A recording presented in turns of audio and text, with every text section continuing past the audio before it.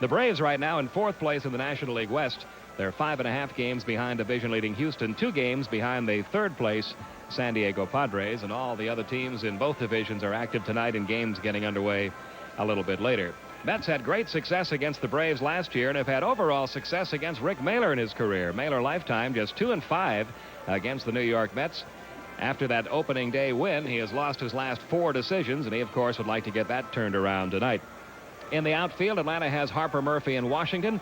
The infield from 3rd around to 1st is Oberkfell, Ramirez, Hubbard, and Horner. Ozzie Virgil, the catcher, and Rick Mahler on the mound. It'll be Len Dykstra, Wally Backman, and Keith Hernandez due up in the top of the 1st against Rick Mahler. And to tell you all about it, here once again, Bob Neal. Thank you very much, Pete. Enjoy being with you again tonight.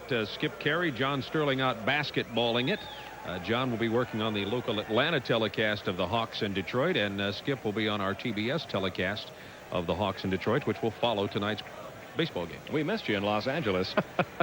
I'm still explaining to my mom where I was. She didn't quite buy the story that I was supposed to still be here. I enjoyed listening to you fellas look for me. Nobody has bought my story yet, so I'm just not going to tell it. I may put it in the book, though. Lenny Dykstra stepped in from the left side of the plate, takes the first pitch from Rick Mahler for a strike, and this game is underway. Lenny Dykstra. To see what he did against the Atlanta Braves last year, had 1 hit against Rick Mahler in 5 appearances against Rick. Count goes even to 1-1. Dykstra got his chance, of course, out in the outfield when Mookie Wilson was injured last year for the Mets. Here's the 1-1 delivery. It's popped out of play to the left side. Lenny Dykstra, just a little guy by most athlete standards today. He's a little over 5'9", weighs about 160. Looks a little like a hockey player, do you think? I bet he could play it, too. He's a tough little kid. His family has a hockey background. His uncle, Tony, played for the Rangers, Red Wings, and Blackhawks. And as my favorite hockey announcer, Jiggs McDonald, would say, he fans on the shot. And Lenny Dykstra goes down on strikes. He doesn't strike out that often. He was really fooled, though, way off stride in that off-speed breaking ball. And now a Rick Mahler nemesis, Wally Backman. Wally Backman was 11 for 22 against Mahler last year. Here's Wally Backman playing second base tonight, hitting .346 this year. 1 double, 1 triple. No RBIs for Wally. Another left-hander the Braves will be looking at tonight. And that Rick Mahler breaking ball is falling off the table early in this ball game tonight.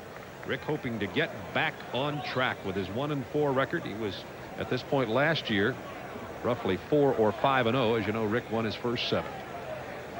Here's the 0-1, and the count goes even at 1-1. It'll be Lenny Dykstra, Wally Backman, Keith Hernandez in this top of the 1st inning in our early start here at Atlanta Fulton County Stadium.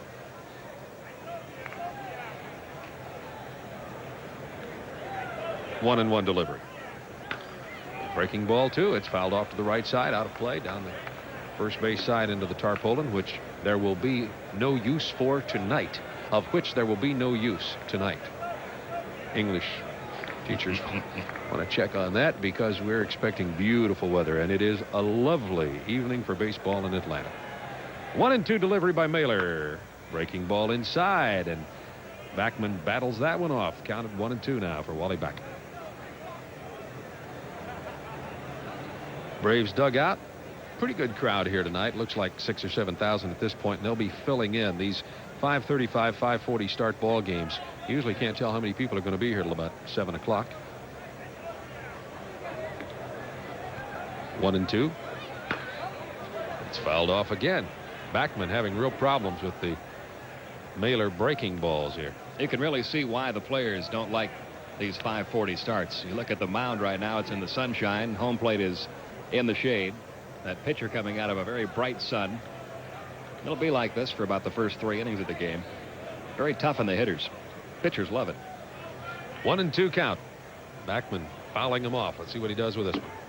Inside evens at 2-2. You saw just a moment ago in the Braves dugout, Willie Stargell, unusual sight in the dugout the last few days as he caught the flu out there on the West Coast. Yes, you aren't bringing any of that back here with you, are you, Pete? I hope not.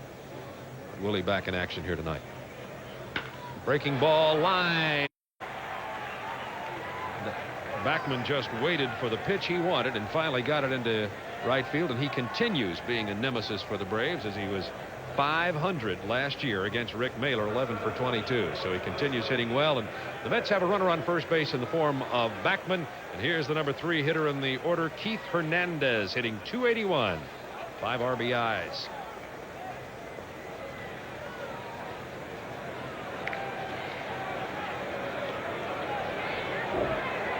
Hernandez was 7 for 23 last year against Mahler. No, it's frightening about this Mets team. They're 11-3. They've won 9 in a row, and Hernandez has not started to hit yet, and George Foster is hitting for average but has shown no power yet. What happens when those two guys get hot? Got to see the Mets over the weekend, of course, playing against St. Louis, sweeping St. Louis. The Cardinals certainly no slouches. Backman chased back again. Backman has only a couple of stolen bases this year, but is fleet of foot. He tried 4 times. Ozzie Virgil trying to battle out of his hitting slump behind the plate for the Atlanta Braves. And Mahler, who does a good job of holding runners on. Corner down there at first base. First pitch hasn't been pitched to Hernandez yet. Finally gets an offering, and it's low for ball 1.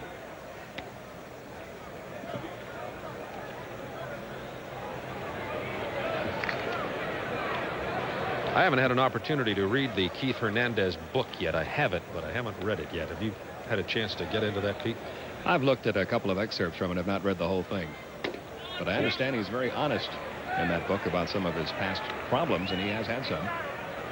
Count goes 2-0 on Keith Hernandez. Lives in New York right now. Of course, came to the Cardinals, I think, Allen, who also had had his problems, and Rick Owenby back in June of '83. 2-0 delivery. And it goes to 3-0 on Keith Hernandez with Backman down at first base. We have 1 out. Top of the first inning from Atlanta Fulton County Stadium. Rick Mahler in a little bit of trouble. 3-0 on the hitter Hernandez. Backman at first. 3-0 in there for a strike. Hernandez with 24 game-winning runs batted in last year. Led the major leagues. I guess you'd call that a clutch hitter. 3-1. There goes Backman. Up the middle. Into center field for a base hit. Backman, who had a jump on the play, goes easily over to third base. And the Mets now, with only 1 out, have runners at first and third. And up steps Darryl Strawberry. He hit a low outside fastball up the middle. Glenn Hubbard almost got to it, but couldn't quite get there. And Wally Backman, as you see, almost at second base already, so he had no trouble whatsoever getting over to third. And the Mets are threatening here in the very first inning off Mahler. 2 hits. First inning, Mahler went right up to Lenny Dykstra and had that breaking ball working very well, but he threw just almost nothing but breaking balls. Strawberry at 259.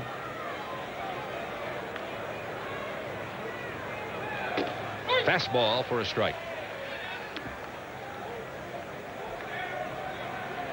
Darryl Strawberry, and yes, he is tall, 6'6", 190. Runners at first and third, 1 away. Another fastball in the outside corner. Count goes even to 1-1.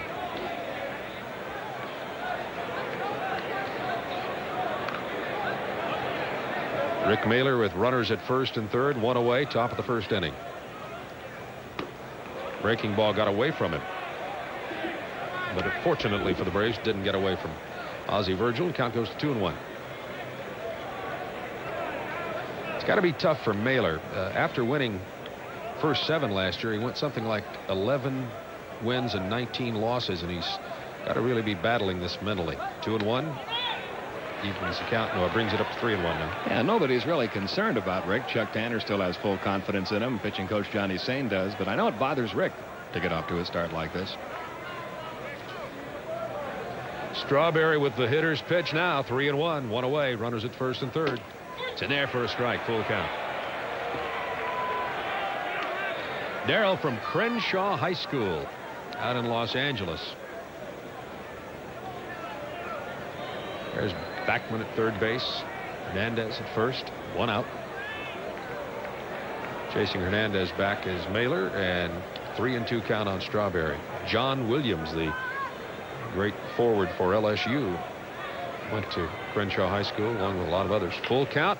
Dribble foul down the first base line.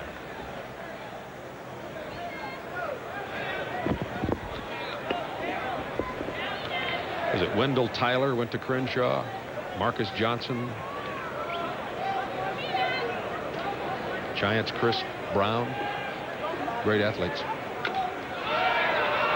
And that bounce up to Mahler's going to get a run in, and he does get Strawberry, but Strawberry picks up his 8th RBI as he bounces that ball right in front of the plate.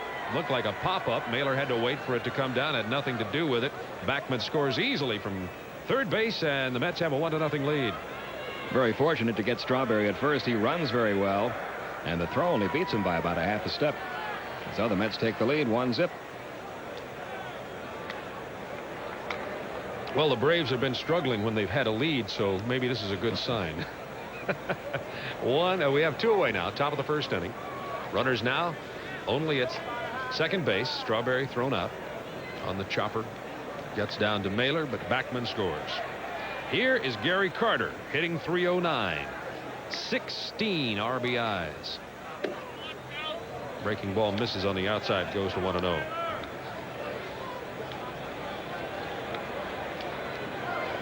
Last year, Carter had himself a nice season against the Atlanta Braves, hitting .366. Tied for the lead in the National League in RBIs at 16 with Leonard at San Francisco and Johnny Ray at Pittsburgh. It's 2-0, and Mahler has thrown a lot of pitches here in the first inning. Hernandez at second base. He moved down. Mahler threw out Strawberry at first. 2-0. And it's 2-1. And there's the man who was in the, I've been waiting to say this, in the on-deck circle when 2 Babe Ruth career home run marks were broken. I've been waiting all week to say that. He's done a great job with this Mets team. Oh, it's been nothing short of spectacular in 2 years. That's high and tight. Count goes 3-1 on Gary Carter. Of course, he was Davey Johnson was playing in Japan when Sadarahu broke the record there, if you can say that's breaking the record, and was in the on-deck circle right here at Atlanta Fulton County Stadium when Aaron hit .715. Here's the 3-1 pitch. Breaking ball gets Gary Carter. Gets him for strike 2. Nice breaking ball by Mahler. I get the feeling, Pete, and you certainly have a better perspective on this than I, that Mahler's fighting that balance between the mix of breaking balls and fastballs. Well, I think he is, and I think right now he's just fighting his confidence. He needs to, if he can get out of this inning with just 1 run scoring, that would be fine. But so much was expected of him at the beginning of the season, everybody penciling him in for 15 to 20 wins, and he's thinking that right from the beginning of the year. That puts a lot of pressure on a pitcher. Here's the 3-2 delivery. Bounce. It'll be a tough play. Oberkfell gets Gary Carter on the high hopper, and Oberkfell playing with that sore hand. Didn't show any signs of it on the good throw to Bob Horner. And the Mets pick up 1 run in the top of the first inning, and the Braves are about to come to bat. Fourth, wasn't he the guy who struck out Camp? He was the one that finally ended it about 4 o'clock in the morning. You and Skip Carey. One of the most remarkable games you'd ever want to see. I've got to get a tape of your late inning comments. You two were interesting. Here's Claudell Washington, and takes the first pitch for a ball. Claudell Washington hitting .235. I think that's the first game Skip Carey ever worked where there was no place to go afterwards but the Waffle House. And my guess is that he did in fact go to the Waffle House. Is that true? It's 1-1 on Claudell Washington. 4 doubles. Claudell has been having trouble making contact. 14 strikeouts thus far this year. Count of 2-1 from Ron Darling.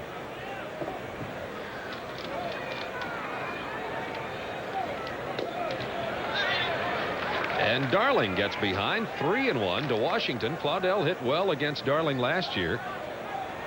Claudell was 6 of 14, hit .429 against Darling. 3-1 delivery. Low, and the leadoff hitter for the Atlanta Braves reaches. Claudell Washington gets down to first base, and Ron Darling off to an inauspicious start. And here's Rafael Ramirez hitting .286.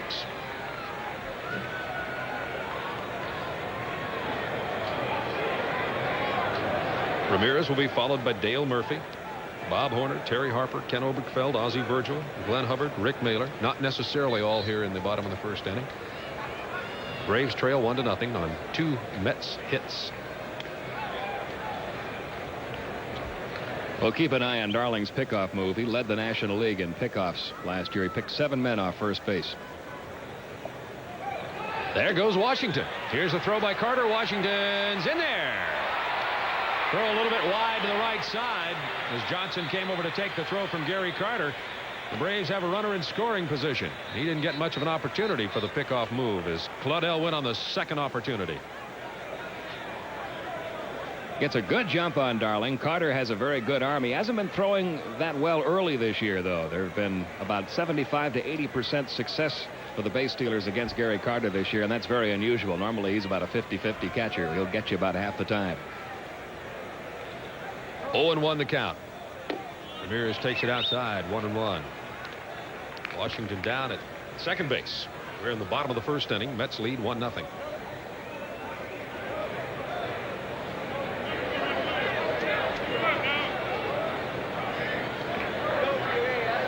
Good view of Ramirez with an opportunity to drive in Claudel Washington.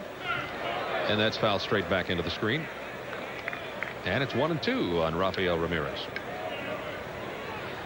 Braves are we're talking about the bench and the depth of the Braves being vastly improved this year. They are going to need that depth in the next few days because starting tonight, the Braves are scheduled to play every day for the next 20. That means, Pete, of course, that you'll also have to work every day for the next 20. And not many home games in that stretch either. This 3-game series and a 3-game series with Philadelphia. All the rest of those games on the road.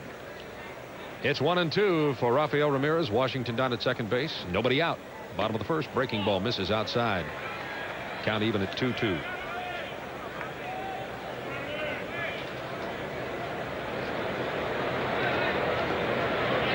Ron Darling, also a defensive back in football at Yale. That bounces up in the air. Washington easily is going to get down to third base. Carter just now locating the ball. It came up off Carter and popped into the air, and Gary lost sight of it. And Washington now at third base with nobody out. Darling having all kinds of control difficulties early. That was a breaking ball. He just let go of it too late. Bounced away from Carter. Darling led the league in walks last year. Davey Johnson commenting before the game tonight, he seems to have much better command of his pitches so far this year, but that has not been the case in the first inning of this game. They'll score that a wild pitch.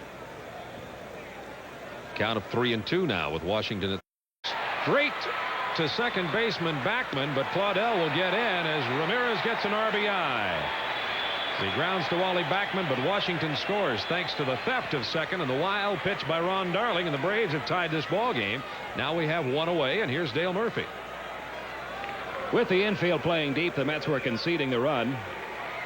And Backman with an easy play here looked at home plate for a moment, but then thought the better of it and took the safe route to first. And with one out, we're tied at 1. It was the 8th RBI on the year for Rafael Ramirez. Ball 1 to Dale Murphy, hitting .339. Right down the middle. Evens the count. Dale has struck out 16 times this year.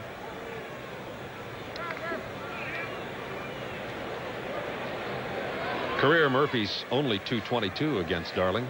And that one gets away. Well, Ron Darling really having a problem with his control. 2 that have completely escaped Gary Carter's thus far. He had only 5 walks in 16 innings coming in, so his control had been better coming into this game. But so far this first inning, he's been all over the place. It's 2-1. It's high, but it's not going to carry. Let's see if the left fielder can get there. Foster does. Well, if there were any clouds up there, that one would have brought rain, and there are now 2 outs. Murphy flies out to George Foster, 37 years old. Here comes Bob Horner.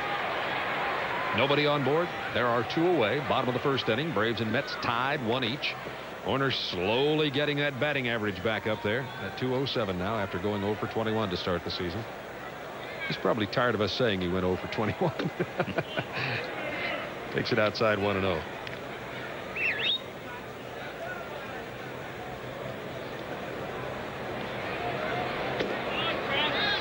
And Darling falling behind on virtually every batter. He's 2-0 now on Bob Horner. Davey Johnson with 43 home runs back in 1973 when he played for the Atlanta Braves. Horner gets a hold of that one. It's not going to carry either, though. And Foster cuts in front of center fielder Lenny Dykstra to make the put away. Top of the second inning. This ball game's tied, 1 run apiece. Rick Mahler set to face George Foster. George 8 for 24 in his last 6 games. 37 years old, lives in Greenwich, Connecticut now. Had some great years with Cincinnati, of course. Came to the Mets in 1982. And Mahler goes behind 1-0. Foster's hitting .302, has 5 RBIs, 3 doubles. It's 2-0.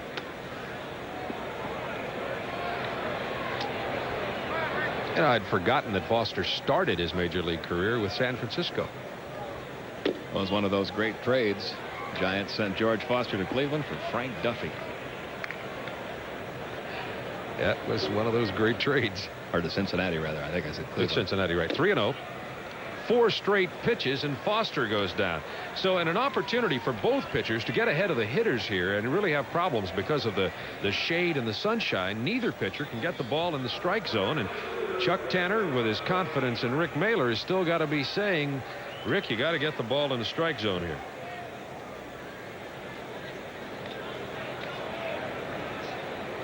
So the leadoff hitter in the top of the second, George Foster, down at first base. Not as much of a threat to run as he was in his earlier days. And here comes a guy who is really tearing it up, Ray Knight. 6 home runs leading the National League.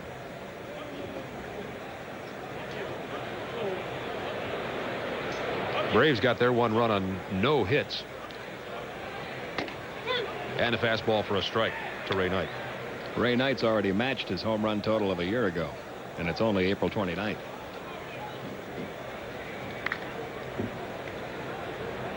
He probably had his lovely bride helping him with his swing, huh? Count of 0-1. 0-2. Now Mahler comes back after throwing 4 straight balls out of the strike zone to George Foster. Gets ahead of Knight, 0-2.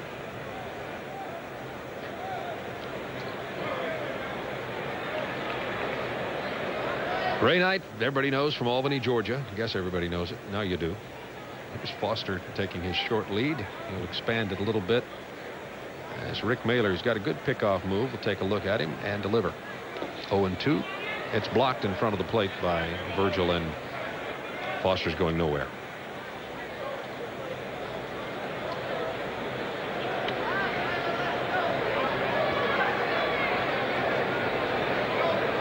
Ray Knight, one of those players like Craig Reynolds of Houston. Against the Braves, doesn't matter what kind of a year he's having.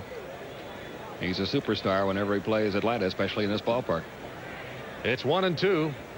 Runner at first base, George Foster, nobody out, top of the second inning. Bob Neal, Pete Van Wieren with you from Atlanta Fulton County Stadium if you're just joining us, and I'm sure a lot of people will be dialing in progress as we have an early start here tonight. And that's driven to center field. Should be no problem for Murphy. Has to battle the sun, as you can see. Makes the easy put out. Made more difficult by this twilight baseball game, and there is 1 out in the top of the second inning, and Foster remains at first base. Here's Howard Johnson. That'll get a little tougher out there in right center field for about the next 2 innings as that shadow creeps a little bit closer to the outfield. That ball, a fly ball, will start out in the shadow, get into the sunshine, and come back down in the shadow. Good view of the difference in that, and we're not making too much of that. I'm telling you, it's very, very difficult to pick that ball up from the hitter's perspective. On the left side of the plate, here's Howard Johnson hitting .350.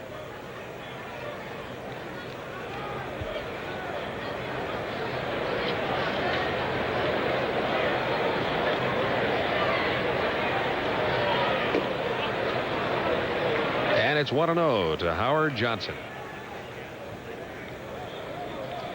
Yeah, that shadow will give you an idea of where the sun comes from. It comes over the third base side of Atlanta Stadium. And that sun behind home plate will just keep creeping out toward the outfield as the game progresses. That little strip of sunshine. Kind of even at 1-1 now. Art Johnson had himself a good year last year. Career highs in games, at bats, hits, doubles, and triples. Starting to come into his own. He hit .242 in 1985 for the Mets. Of course, he came over from Detroit in the American League in 1984. That's fouled out of play into the screen, and the count goes to 1-2. He might have set a major league record in that 19-inning marathon last year. He checked into the game in the 9th inning. Before the game was over, he had scored 4 runs from the 9th inning on. That's tough to do. I think the most fun was you and Skip wondering whether or not they'd set off the fireworks. And they did. It's 1-2 to Johnson. Oh, that one hung up there, but it's right at Claudell Washington in about 10 steps short left field, and there are 2 away. And Foster, who walked to lead off the inning, remains at first base. And here comes pitcher Ron Darling. Ron Darling, a good athlete. He's 0 for 8 this year with 5 strikeouts, but he's used sometimes as a pinch runner. And as we told you, he was not only a player in baseball but in football when he attended Yale. So he's pretty good stick for a pitcher.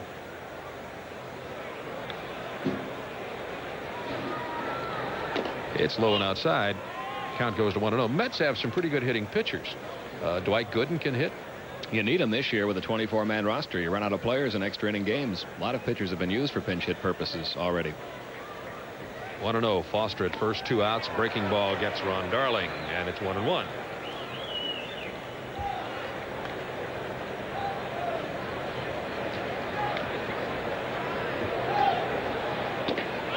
Outside, 2-1.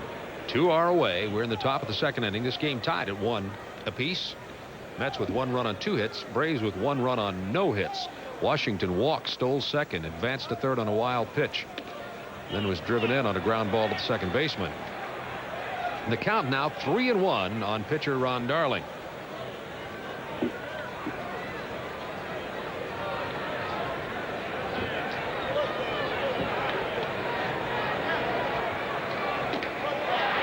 And Mahler loses the pitcher, and here comes Lenny Dykstra. So Mahler definitely having control problems. You know that right away. 2 are out. Runners at first and second base. Both of the base runners are on thanks to walks. Dykstra struck out first time up. He's not really an RBI man. He has only 3 runs driven in this year. He had only 19 last year. But of those 19, 7 last year against Atlanta. So the Braves have to be careful with this guy. Good contact hitter. And Mahler continues to have control problems. Yeah, it's going to be a difficult decision for Davey Johnson when Mookie Wilson comes back. If Dykstra keeps playing as well as he is, he's hitting right around 300, has been, did last year as a fill-in for Wilson. It's a nice problem to have when you've got a little too much talent on your club. The Mets have that problem about everywhere. I mean, they run Kevin Mitchell in at shortstop the other night, and he looked very impressive. Here it's 2-0. And it goes to 3-0. So Mahler starting to have real problems, and I see some stirrings in the Atlanta Braves bullpen. Nobody's really up working yet, but they're starting to walk around out there. I don't want to get way ahead here. Chuck Tanner realizes it's a 1-1 ball game, and he wants to hold in there with Mahler.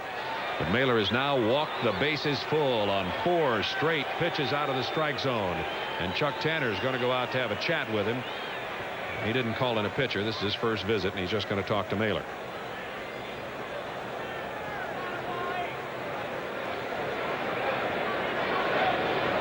You could almost read Chuck Tanner's lips. He said, hey, don't be afraid to throw a strike.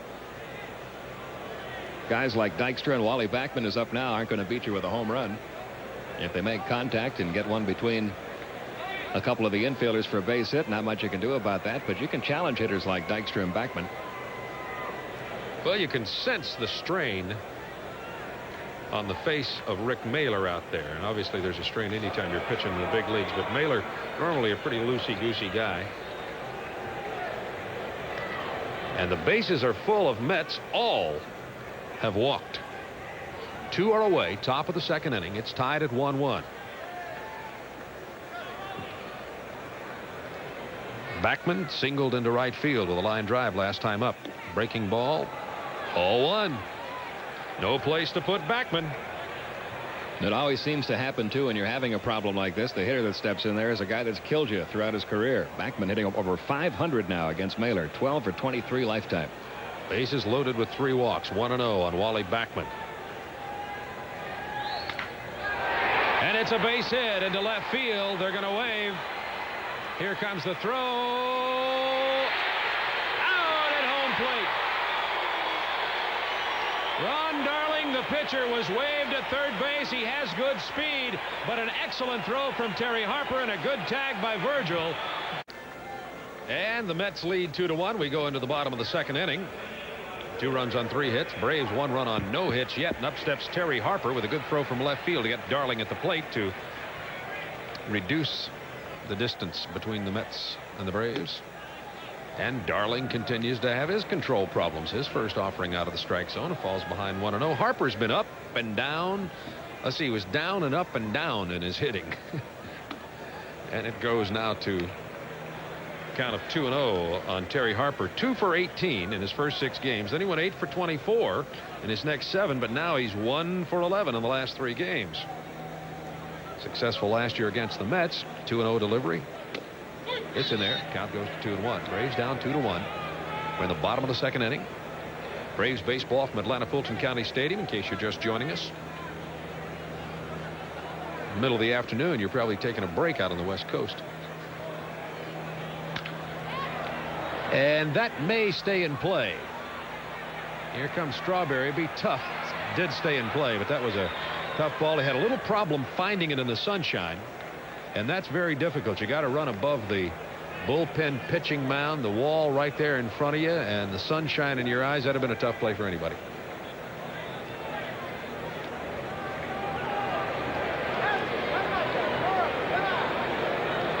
Ron Darling has a count of 2-2 now on Terry Harper.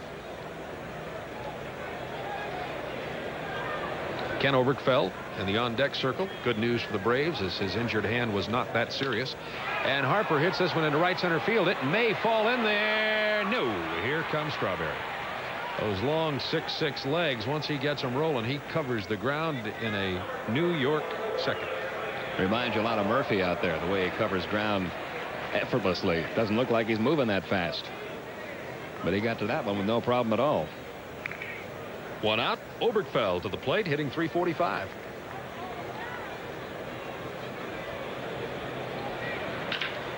It should be an easy play. The ball bobbled, but in time to get Oberkfell, as Howard Johnson had a little problem with a ball that should have been the easy play. He's playing a little bit out of position. Normally a third baseman. Rafael Santana, the regular New York shortstop, has a bad hand, so Howard Johnson and Kevin Mitchell have been filling in at short. You know, it's oversaid, but look at that sunshine now. It's coming right across home plate. It's often said that, you know, just a little move like from short to third, third to short, a lot of difference the way the ball comes off the bat.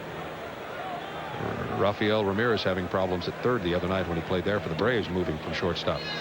Count goes to 1-0 for Ozzie Virgil, trying to break out of his slump, hitting .065. Had a meeting with his dad, see if that straightened him out some.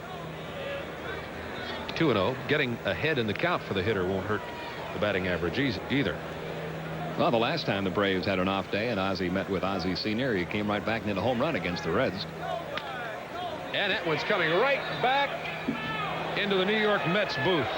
Pete, that was 1.5 feet away from you.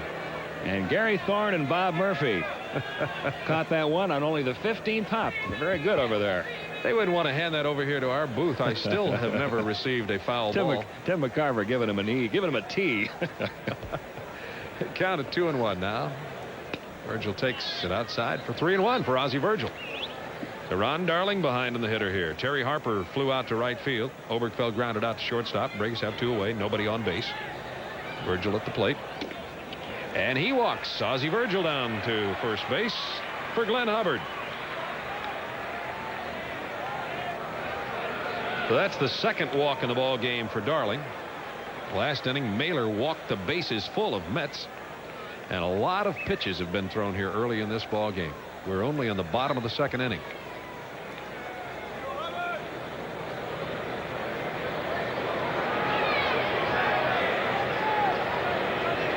Glenn Hubbard wants to get his average up 50 points better than that as soon as he can. Takes first pitch for a strike. Started every ball game for the Braves thus far this year. He and Dale have started every game. 0-1 to Glenn Hubbard.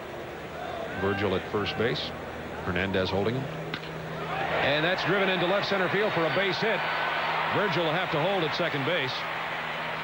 But the Braves have runners at first and second with 2 away, and up comes pitcher Rick Mahler, who would certainly like to help himself here. And Mahler can hit the ball. He has 2 hits so far this year.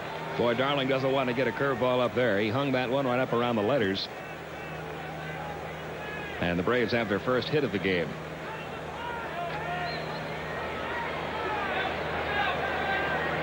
There's the story on the game so far. Washington walked, stole second, advanced to third on a wild pitch, and came in on a ground ball to second base to get the Braves run in the first inning. First pitch to Mahler, and there for a strike. Mahler 2 for 9, has 1 RBI this year. Runners at first and second. There are 2 outs. And it's outside, 1-1. Rick stinging the ball pretty good in batting practice today. Makes good contact usually.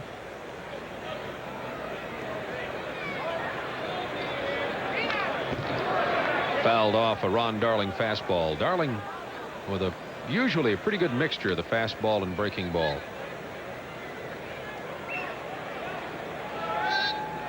One and 2 the count on Rick Mahler.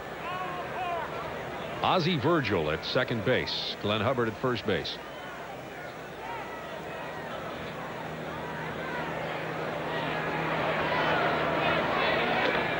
Two and 2.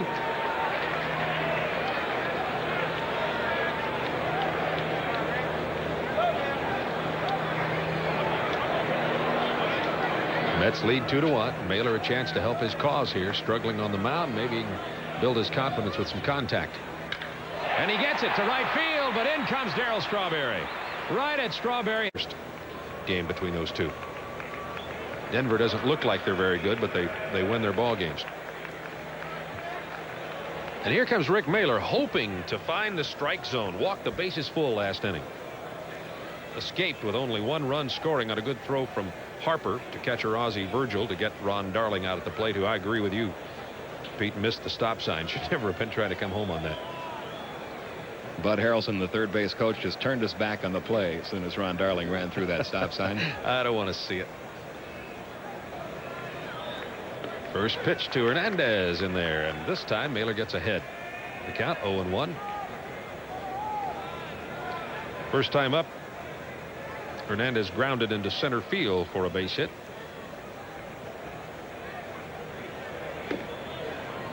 Inside 1-1 to Keith Hernandez.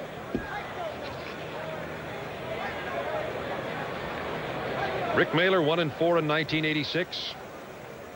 17-15 last year. Didn't beat the Mets though. He was 0-2. Low and outside. Count goes to 2-1 now.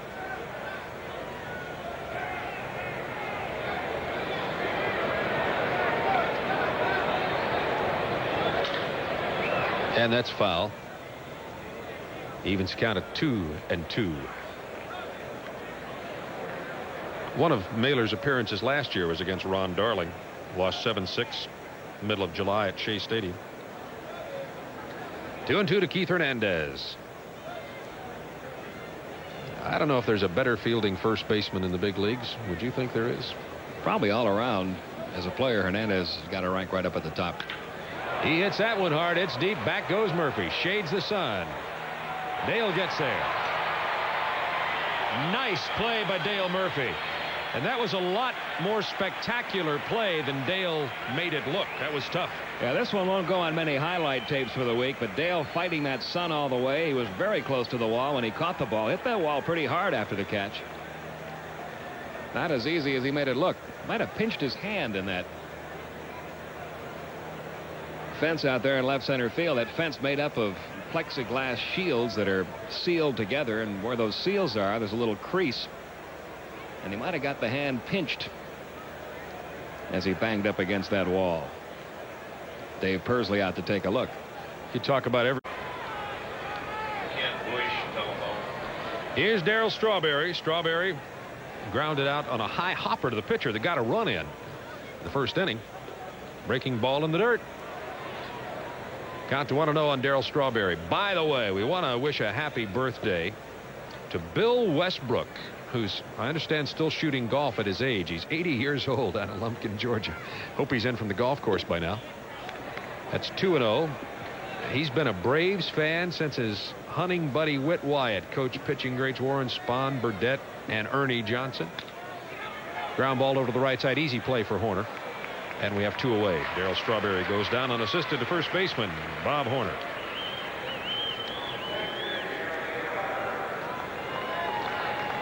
Just incidentally, Bill Westbrook happens to be our producer Joel Westbrook's dad.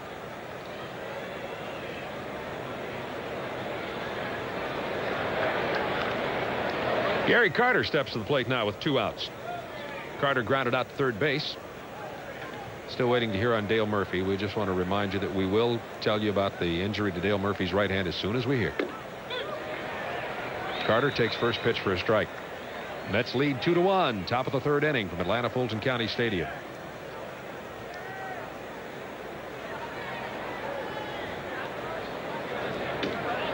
Missing on the outside corner. Count goes to 1-1.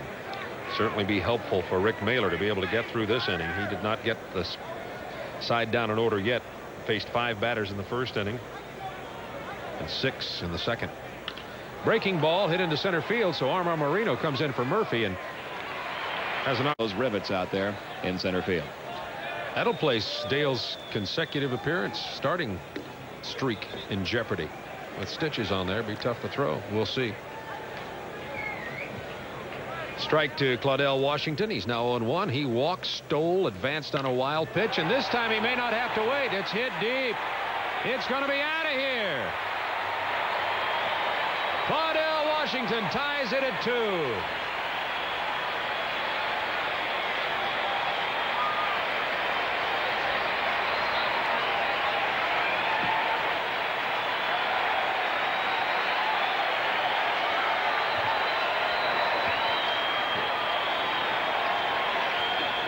There was no question about that one.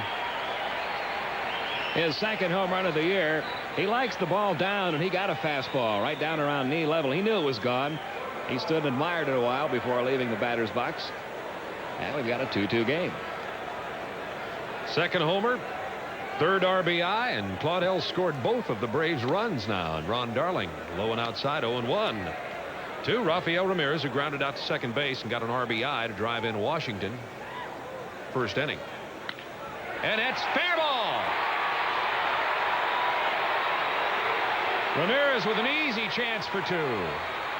He'll hold there. Ramirez with a line shot that had eyes. It caught the chalk down the left field line, and the Braves bats come alive.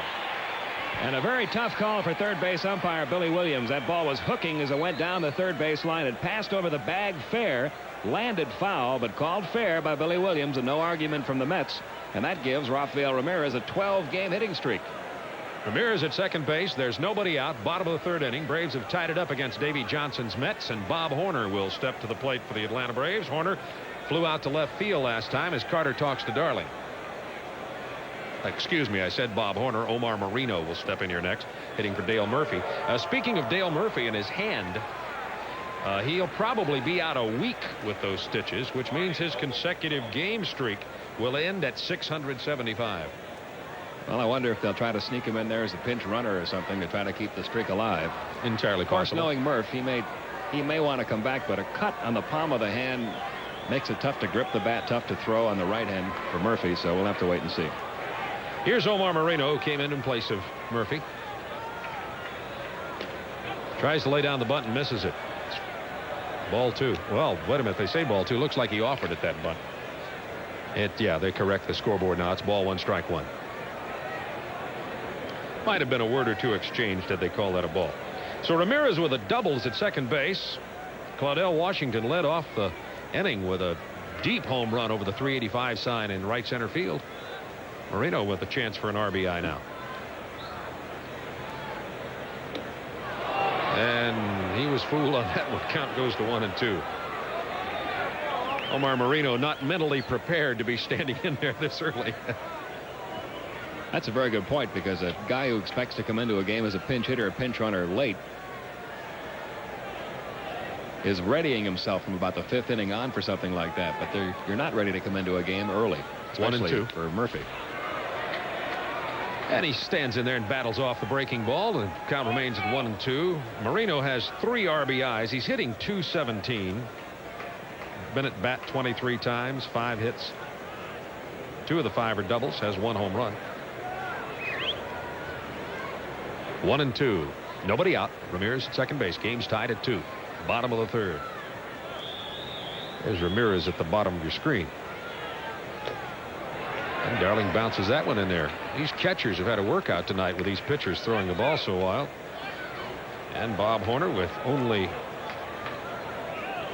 nobody out would be in a good opportunity here if Moreno can reach. 2-2 is the count on Omar.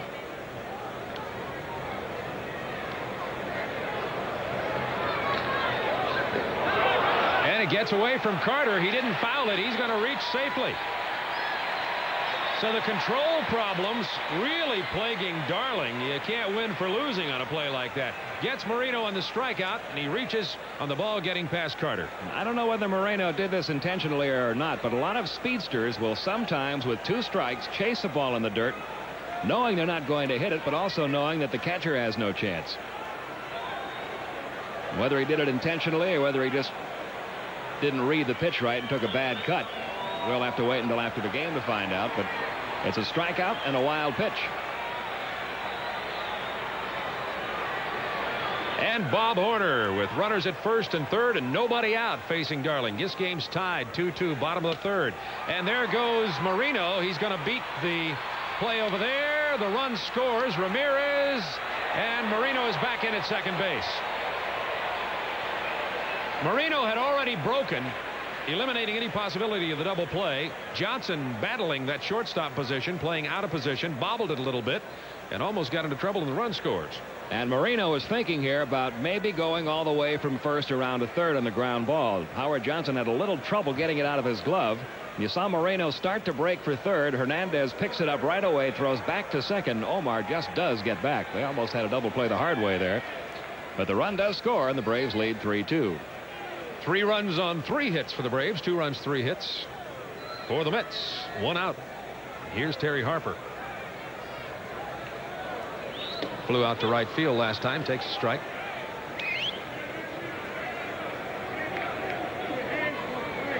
These pitchers are battling it, and we have said earlier in the ball game, with the harsh shadows here at Atlanta Fulton County Stadium on these early ball games, usually the hitters get ahead, and in a strange sort of way, the offense is ahead. 3-2 only in the bottom of the 3rd inning with only 1 out. And we have Davey Johnson with a concerned look. Moreno at second base. And he's back in there. Backman came over. Good pitch. As you said earlier, Ron Darling is good on the pickoff moves. He had 7 pickoffs last year.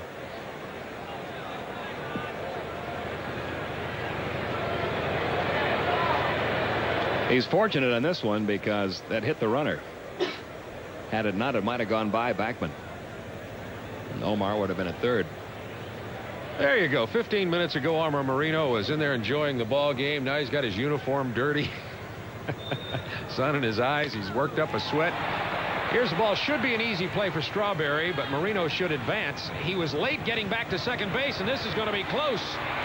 He's out. Moreno with a bad job of base running.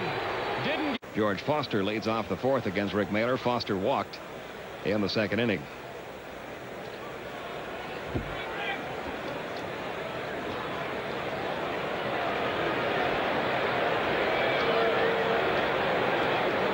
And Mahler's first offering right through there. Nothing at 1. 3 runs, 3 hits for Atlanta. 2 runs, 3 hits for New York. Neither club has made an error. The 0-1 is up and in. 1 ball, 1 strike.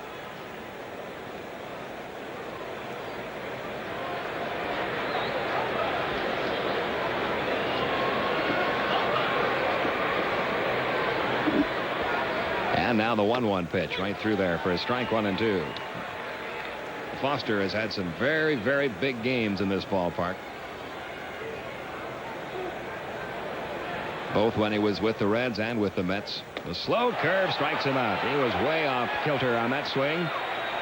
Rick Mahler records his second strikeout of the game. Never got up there, did it? Slow curve. And George was way out in front. So Mahler seems to be settling down some now. He's retired 4 straight, and the batter is Ray Knight, who flied to center his first time.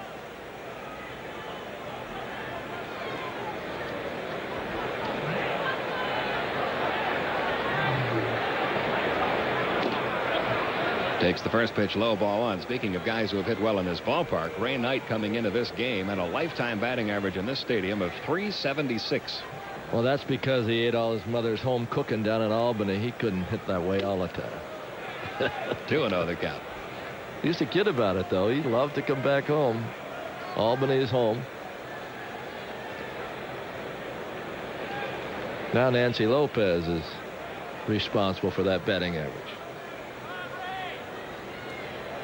Here's the 2-0. Fouled away, 2-1. He has 62 career home runs. 8 of those hit here. I think he's playing physically well for the first time in a couple of years. He had a lot of trouble with his feet. Or heels, I should say.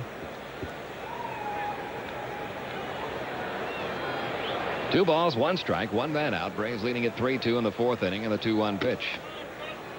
A little bit inside, 3-1.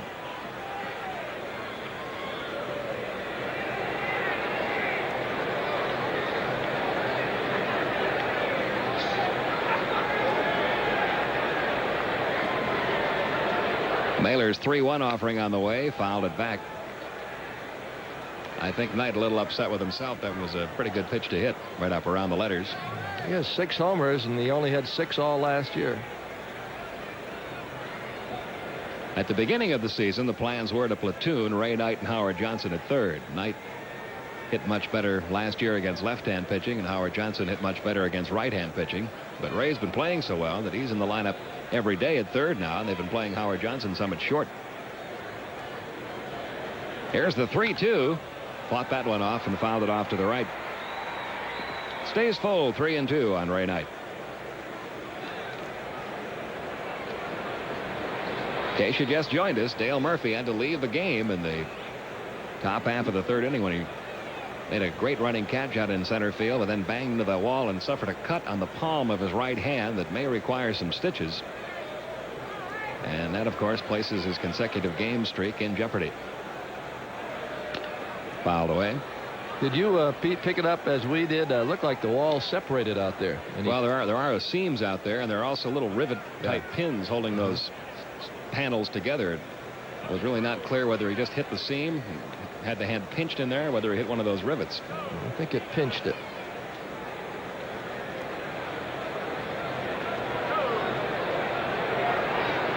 Here's the 3-2 again. He just missed outside. And that's walk number 4 issued by Rick Mahler. So Knight the runner at first with 1 out and Howard Johnson the batter. He flied to right his first time.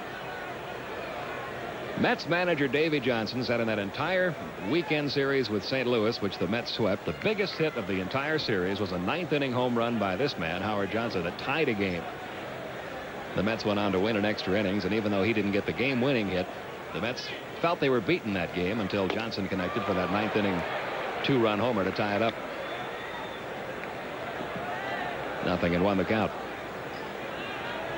It's not the first time he's done that. Last year, although not a big batting average, every once in a while a big homer. The 0-1 on the way, missing low, 1 ball, 1 strike, 1 out. 3-2 Braves, top of the 4th. Mets trying to win their 10th in a row. Braves trying to open up this brief homestand with a victory.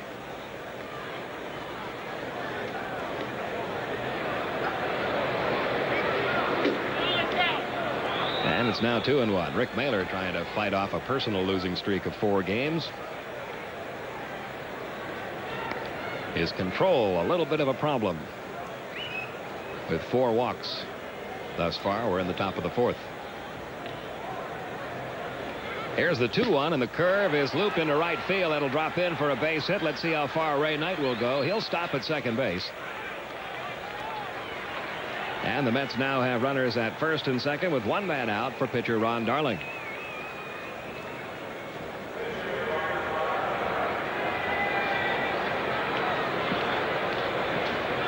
Darling drew a walk back in the second inning when Rick Mahler loaded the bases on walks and got out of it with only one run scored.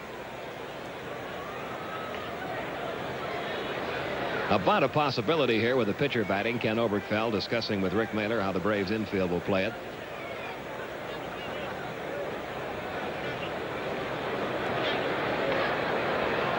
Knight just has average speed at second base. They might try for a force at third. If he bunts, and he probably will, as Horner creeps in.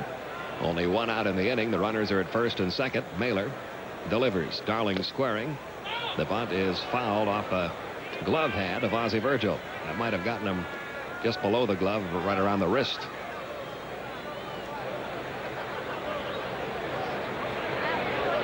There are your runners. Johnson at first, Knight at second with one out.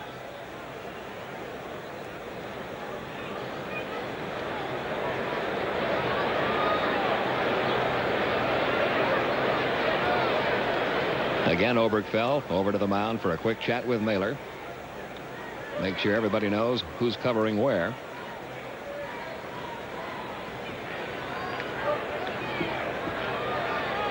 And the 0-1 coming. 1 ball, 1 strike.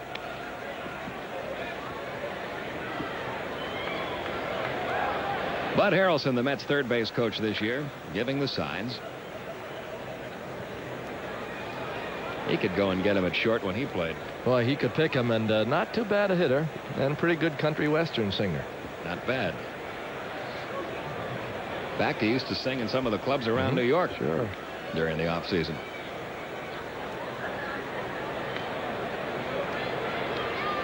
Here's the 1-1 with Ramirez going over to cover. Count goes to 1-2. That apparently tipped off the bat of Ron Darling. So now another decision for Dave Johnson with 2 strikes on the hitter.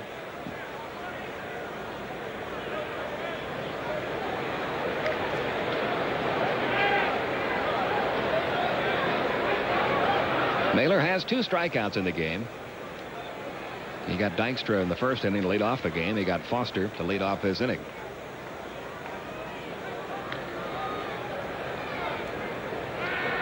Here's the 1-2. Darling squaring again. Takes strike 3 in the outside corner.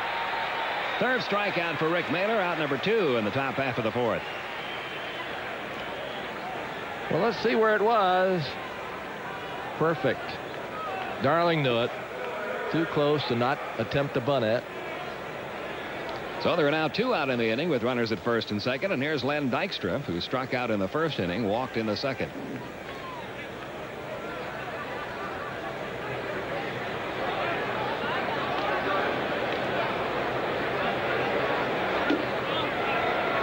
Missing low, ball 1. Dwight Gooden against Joe Johnson tomorrow night. That'll be a 7:35 start here in the Superstation. Thursday night, Rick Aguilera against Zane Smith. Again, we'll be with you early at 5:35 Eastern Time.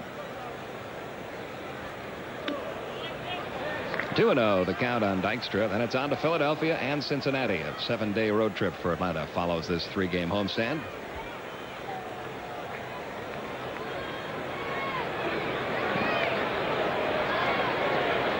Here's the 2-0 pitch. Dykstra fouling it off. 2-1. Dykstra called up last year when Mookie Wilson was injured. And he hit .254 with a homer, 19 RBIs, stole 15 bases.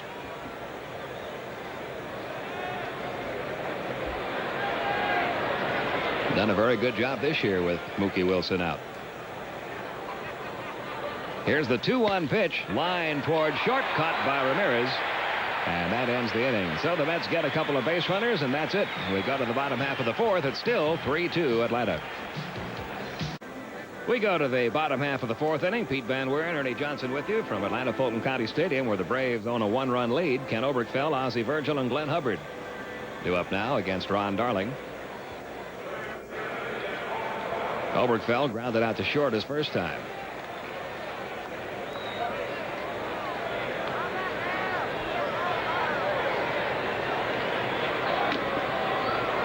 High and outside, ball one. Oberkfell in the last Braves game against the Dodgers had a throw from second base hit him in the right hand as he was sliding in. And he told us after that game he thought both his thumb and his index finger were broken. That's the way it felt when that ball hit, but X-rays showed nothing wrong. In fact, he didn't even take X-rays. Felt no need to because the hand felt so much better about an hour or so after the game. 2-1 the count on Oberkfell. In for a strike, 2-2. But it looks like Dale Murphy, Ernie, is going to be out about a week with that cut on the inside of the palm of his right hand. I know he'll be back as soon as he can, but I just wonder how he'll be able to grip the bat for a few days. He'll have it all bandaged up and probably wear a batting glove and maybe an extra batting glove, but it's got to be sore and tender for a while. Here's the 3-2 to Oberkfell, and he walked him. So Ron Darling's control still a problem. That's his third walk. And it brings up the catcher Ozzie Virgil, who walked his first time up. Virgil trying to break out of a woeful slump. Just 2 for 31 on the season. I wondered whether it was a kind of a thing that Ozzie Virgil goes through a lot, starting off slowly, but he says no. In fact, last year with the Phillies he hit 315 during the month of April, so he's not normally a slow starter like this. I think he's pressing a little bit to make the trade look all right. That could very easily happen. Yeah, sure. You read those newspaper articles all winter long about how you're going to be the guy to provide the power in that number 6 or 7 spot in the order. And then you start pressing to do so when the season begins. Here's the 1-0 pitch. Way outside. 2-0. Sometimes maybe it helps not to be so conscientious. You know, he's a very conscientious young man. He wants to be a very fine catcher in the major leagues for a long time, and he just I think that's what's happening. I think he's just pressing. He's trying to make that trade look good for Atlanta, and right now it isn't. 2-1 the count on Ozzie Virgil. Braves picked up a run in the first, 2 more in the third. Mets got single runs in the first and second innings. We're now in the bottom of the fourth.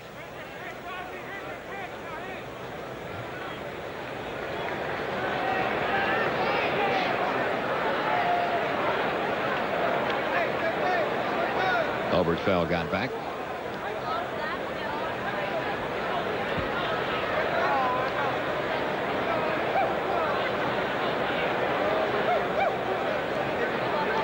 And the 2-1 coming. Got the fastball by him. 2-2. There's another guy who's been hospitalized, a friend of ours, and John McSherry, who's on this umpiring crew. He's hospitalized in New York. He's got an infected foot. And John, if you're looking in tonight, we wish you a speedy recovery and hope that you're back calling them in a short time. We sure do. Big John's a good man. Steve Ripley called up from the American Association to take John's place on this crew. He's the home plate umpire tonight. Here's the 2-2, and he pops it foul, first base side. Keith Hernandez gives it a chase, but I don't think he'll have room. He will not. That's up in the box seats. It remains 2-2. The New York Mets bullpen becomes active. Bruce Bereni beginning to throw out there. Long and middle relief, kind of a question mark for the Mets right now. They do have excellent starting pitching, and their short men out of the bullpen. Jesse Orozco and Roger McDowell have pitched very well, but their middlemen having a little bit of difficulty in the early part of the season. And that fellow right there is off to a slow start. He's 1-1 lost number. His ERA is over 5, so he's had his problems too. I'm sure they're not too concerned about him. He's too good a pitcher. Count still 2-2. The runner is going on the 2-2 pitch, and the fly ball hit to right field. Strawberry started back, now coming in, makes the catch. And Oberkfell hustles back to first. Strawberry's throw back to first. A little too strong, but Gary Carter alertly backing up, so Oberkfell hangs on right where he is. Strawberry's shown us how strong his arm is early in this game. He completed a double play to third base on the ball hit by Terry Harper, cutting down Omar Moreno. And with 1 out, here's Glenn Hubbard, who had a base hit his first time up.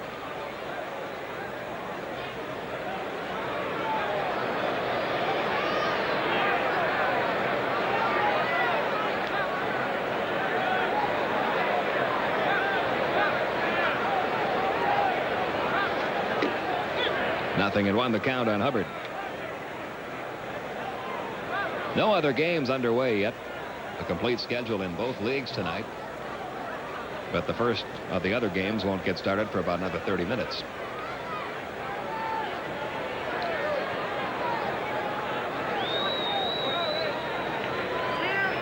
Here's the 0-1. 0-2. Hubbard had a horrible swing at that one. I just think he was guessing.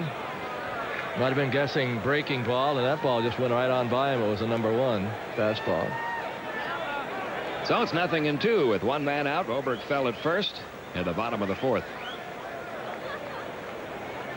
And the 0-2 is popped foul, coming back into the crowd. Count stays 0-2 on Glenn Hubbard.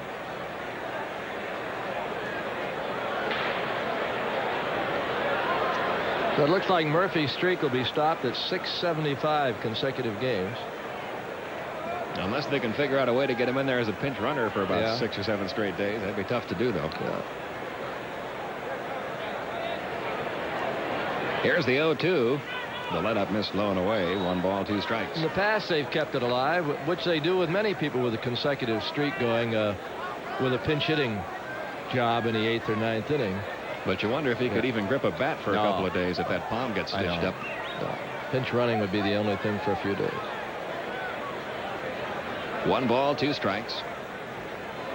1 man out. Obergfell gets his lead. He'll be careful. We've mentioned Ron Darling, a great pickoff move. 7 pickoffs last year. Led the National League. Outside 2-2. Actually tied for the league lead. Greg Fontenot of the Chicago Cubs also picked off 7.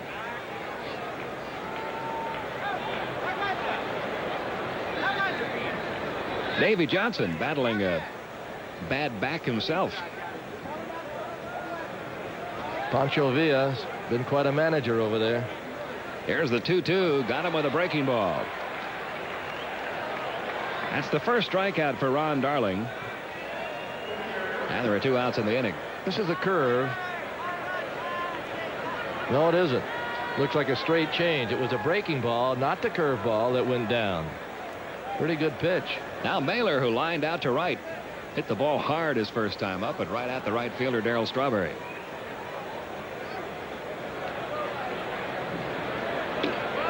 Got around late on the fastball. 0-1 the count. 3-2 Atlanta, bottom of the 4th. First of a 3-game set with the New York Mets, who are trying to win their 10th game in a row.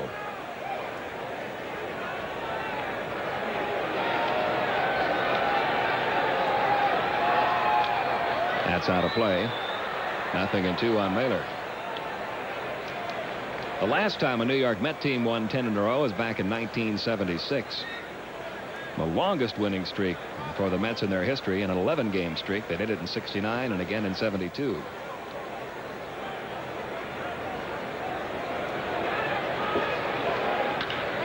Well hit left center field. Going back for it, George Foster. He can't get it over his head, rolling off the wall. Obergfell gets the green light around third. He will score easily. And down at second with a run-scoring double is Rick Mahler, and that makes it 4-2 Atlanta. Mahler's second RBI of the year. And that's the first extra base hit this year for a Braves pitcher. First time up, Mahler hit the ball hard, but right at the right fielder. This time he got it between the fielders, and Obi scored all the way from first. So the Braves have made the most of their hits tonight. 4 hits, good for 4 runs. It's a 2-run Atlanta lead, and Claudell Washington steps in. He walked, stole a base, went to third in a wild pitch, came home in a ground out in the first inning, and then hit his second home run of the year in the third. Bruce Perenni is ready if needed in the Mets bullpen.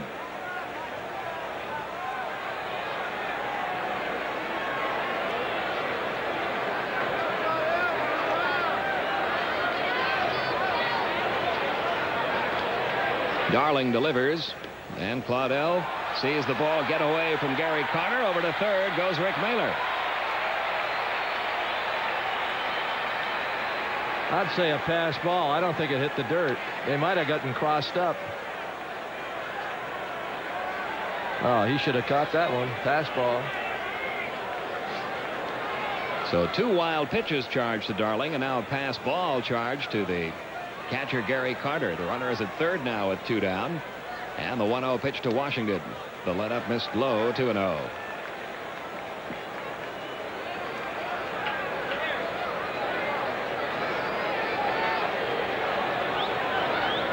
Here's the 2-0. Downstairs again.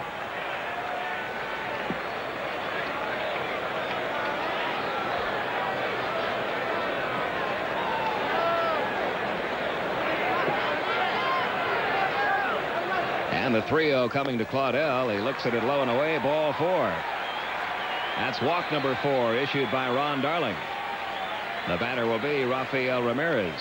Davy Johnson going to stay with Darling here. They just doffed their caps. The old "he's ready if you need him" sign from the bullpen coach. Ramirez grounded out in the first inning, driving in a run, then doubled in the third to extend his hitting streak to 12 games. He bats with runners first and third. And another one missing. And that's 5 in a row from Darling that have been outside of the strike zone.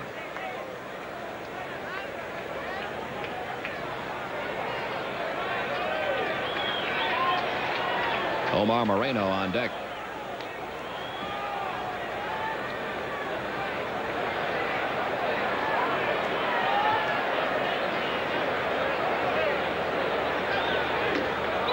That caught the corner. 1 ball, 1 strike.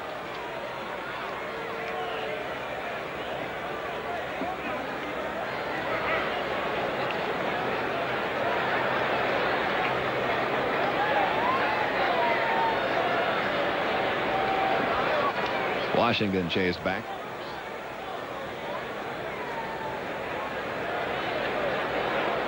Claudel hasn't stolen a base yet this year until the first inning of this game.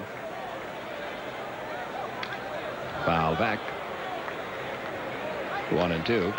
Washington now 1 out of 3 in the stolen base department. Rick Mahler now at third. He doubled in a big run here. And Claudel Washington, the runner at first.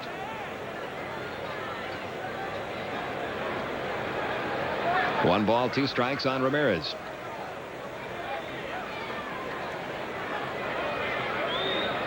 Darling deals the 1-2 with Claudel going. Little dribbler is going to be hit right through the vacated hole. Base hit left field. Mahler scores. They're going to wave Washington. Now they're going to hold him. Russ Nixon gave him the green light for a moment. Then when that ball came rocketing toward home plate, Nixon about halfway down the line stopped. Claudel Washington at third. And the Braves now lead it 5-2. Just perfect. Washington running the shortstop over for the throw, but the ball is hit right through the hole. Right where he was. And Washington almost came all the way, but then at the last moment, Nixon said, whoa. Here's Marino, runner second and third, and we're going to have a change. Here comes Davy Johnson. Ramirez now at 2 RBIs in the game and 9 on the season. He has tied Dale Murphy for the club leadership in RBIs. Bob Horner also with 9. And the Braves, making the most of 5 hits, will send Ron Darling to an early shower here in the bottom half of the 4th inning as Bruce Washington, the runner, at third with 2 outs. Moreno reached in a weird way in the third. He struck out but reached safely because strike 3 was a wild pitch. And he takes low from Bereni, ball 1. Moreno in there for Dale Murphy. If it joined us late, Dale Murphy cut his right hand when he made a catch and then banged against the wall in center field. It required some stitches, and he's going to be out for apparently about a week.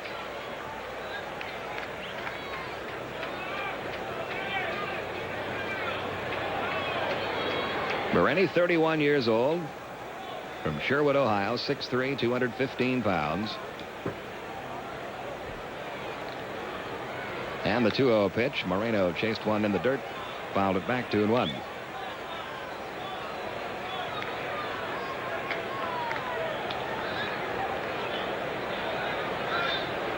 Last year, really a lost season for Bereni. Pitched in just 3 games with the Mets until the shoulder ailment popped up. Then pitched in 1 game down at Tidewater. The count even, 2-2.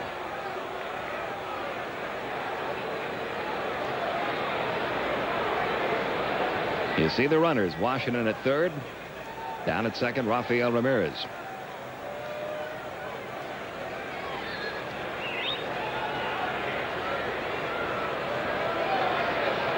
Bernie underwent surgery last May to repair a partially torn rotator cuff in his right shoulder, that dreaded injury that pitchers fear so much. Here's the 2-2. Moreno swinging and missing, strike three. Ball gets away from Carter again, but this time he will throw him out at first to end the inning.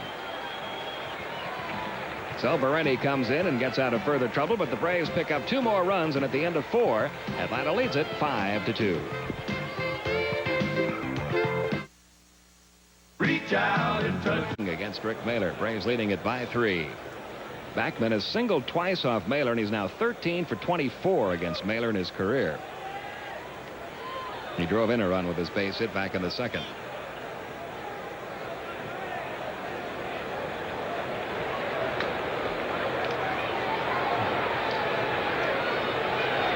Here's the 1-0. Bunting trying to beat out that bunt. Ozzie Virgil will field. He'll have to hurry.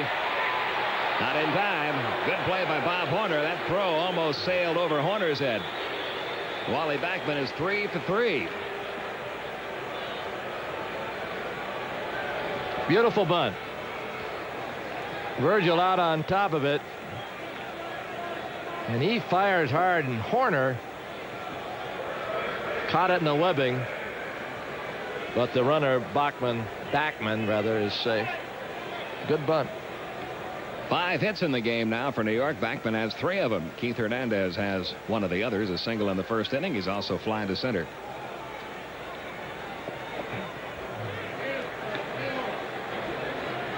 Pitch on the way. Drill to right center field. Moreno's not going to get to it. He'll see if he can track it down before it gets to the wall. He will not. They're waving Backman around third. Hernandez will stop at second, and it's a 5-3 ball game. Keith Hernandez driving in his 6th run of the year with his 5th double of the season.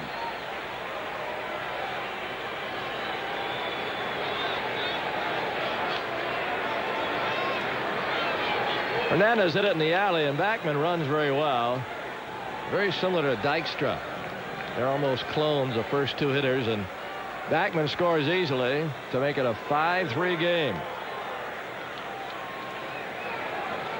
So Hernandez down at second. Still nobody out. Darryl Strawberry at the plate.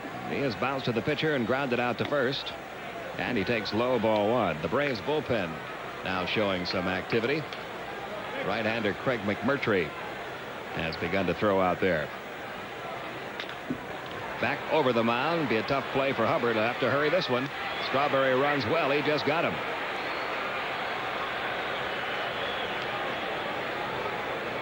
The runner, Keith Hernandez, moves to third.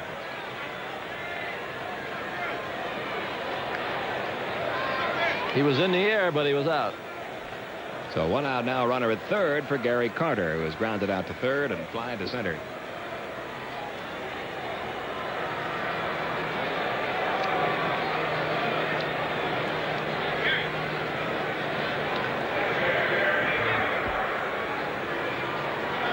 Gary Carter did something that hadn't been done in a long time last year. In fact, it was the first time since 1956 that a player hit more than 30 home runs and struck out less than 50 times. Carter hit 32 home runs and struck out only 46 times. Last guy to do it in the major leagues, Ted Kluszewski, back in '56. Usually your sluggers strike out quite frequently.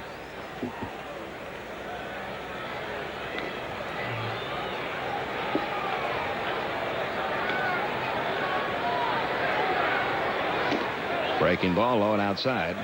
5 runs, 5 hits for Atlanta. 3 runs, 6 hits for New York. We're in the 5th inning.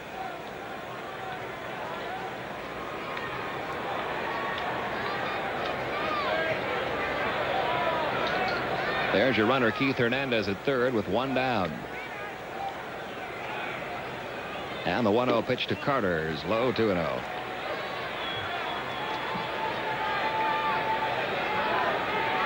You get no breaks in this New York Met lineup. No. All the way through it. You've got good, experienced hitters.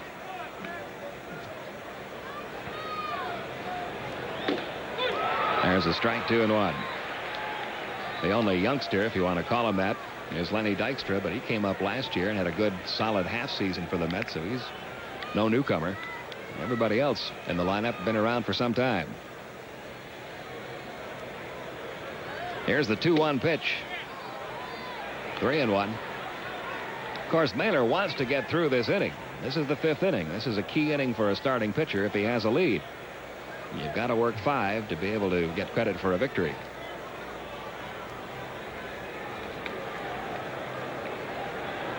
Here's the 3-1 offering, and there's a fly ball right field. Washington going back near the warning track, but he'll get it. Tagging at third, Hernandez. He'll score.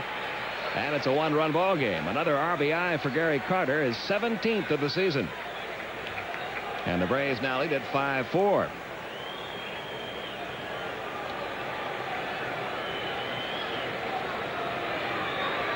So 2 outs in the inning now with the bases empty, and George Foster the batter.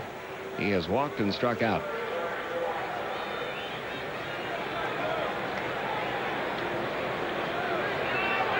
With that RBI, Gary Carter, for the time being, takes over the National League lead. He has 17. Jeff Leonard of the Giants and Johnny Ray of the Pirates have 16. Their teams play later tonight.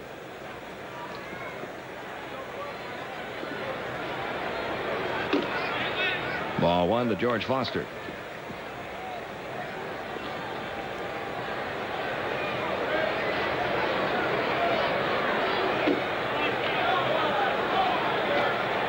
Two and 0 the count.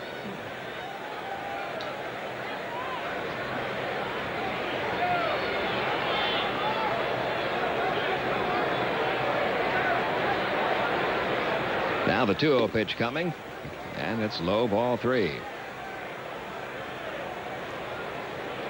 The on-deck hitter, Ray Knight. Mahler's 3-0 pitch. He got the green light, drills it by the shortstop, base hit left field. George Foster getting the okay on the 3-0. Picks up another New York Met hit. That's 7 in the game now off Mahler, and the batter is Ray Knight. Knight is fly to center, and he's walked. Not too much sentiment in baseball, although Tanner knows the 5 innings that Mahler must go to pick up the win. He knows that if he can get through there and they win the ball game, it's going to pick him up a lot. But if he lets another runner get on there, he's gone, I think. Downstairs, ball 1 tonight. The game comes first. Terry Leach has gotten up now in the New York Mets bullpen as they get down toward the pitcher's spot in their batting order. He's a former Brave farmhand. Here's the 1-0 pitch. Line drive right field. Claudell's going to have to play it on the hop. George Foster heading toward third. And the Mets have runners at the corners with 2 out for Howard Johnson. And here comes Chuck Tanner. In all fairness to Mahler, that last ball hit. Washington appeared to lose it in the light, in the sun. He couldn't pick it up right away, and then he played it on the bounce. That'll be all for Mahler. So Rick Mahler will not get the chance to win this ball game, leaving after 4 2/3 innings. He has allowed 8 hits, 4 runs to this point. The runners at first and third belong to him. Rick a little wild tonight, walking 4, and he recorded 3 strikeouts.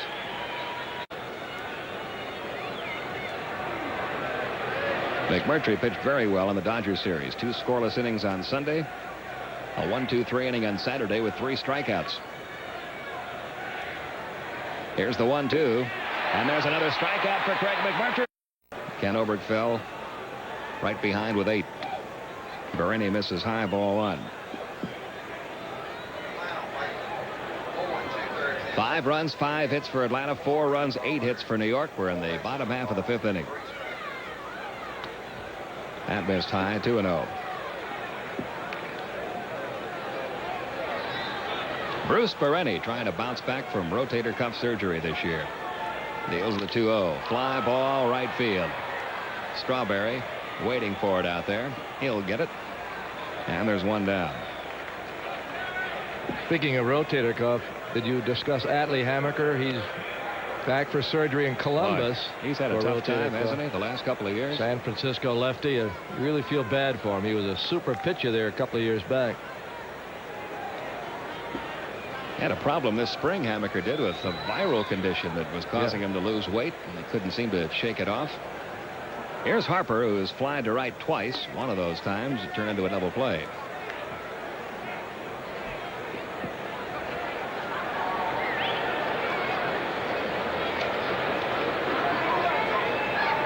Here's the 1-0. Grounded sharply. Third baseman Knight has it carom off his glove over to Johnson. The throw to first gets above the glove of Hernandez. And Terry Harper has pulled up limping after crossing the bag at first base.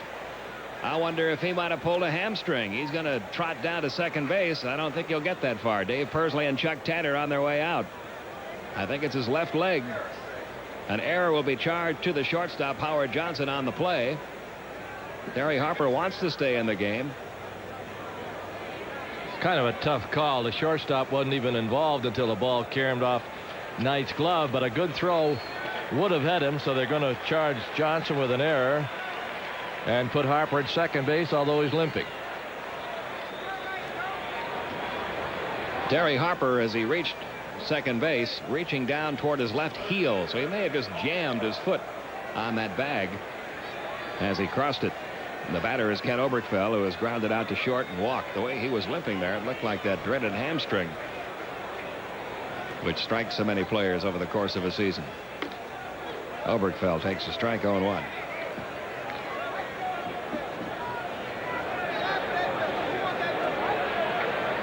One out in the inning. That error charge, the first error of the game.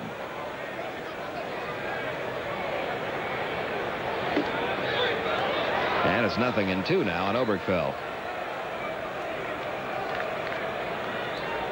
Players tell you that when you come back from a rotator cuff injury, one of the hardest parts of all of it is just trying to convince yourself mentally that it's okay to go ahead and cut loose and throw hard. Your arm's not going to fall off if you throw hard. The 0-2, the runner is going. Oberkfell swings and misses, and out at third is Terry Harper. So it's a double play, which began with the Oberkfell strikeout, the second of the game for Bereni. And at the end of 5 complete, still Atlanta 5 and New York 4.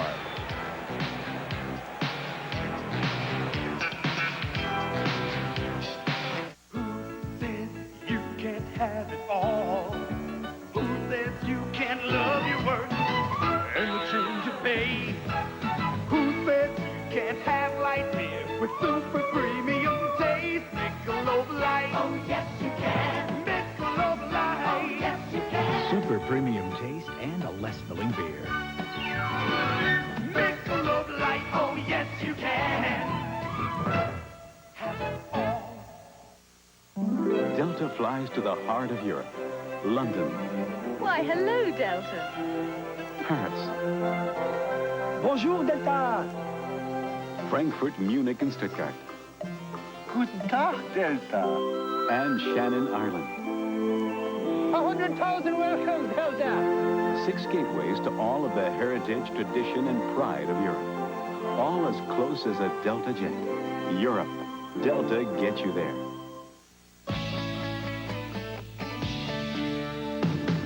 This is the place where the work gets done. Work that's the measure of a man. This is the home of America's best. This is the home of America's best. This is Red Man Land. Red Man Land. Red Man Land. Every Saturday on CNN, look for the sights and sounds of CNN's Baseball 86 at 11:30 a.m. Eastern. This telecast authorized under broadcasting rights granted by the Braves and is intended solely for the entertainment of our audience. Any publication, rebroadcast, retransmission, or other use of the pictures, descriptions, or accounts of this game, in whole or in part, without the express written consent of the Braves and the Turner Broadcasting System, is forbidden. In the top of the 6th inning, Tim Corcoran will lead it off as a pinch hitter for Bruce Bereni. Corcoran, who played with the Phillies last year, became a free agent at the end of the season. This is his first at-bat of the year.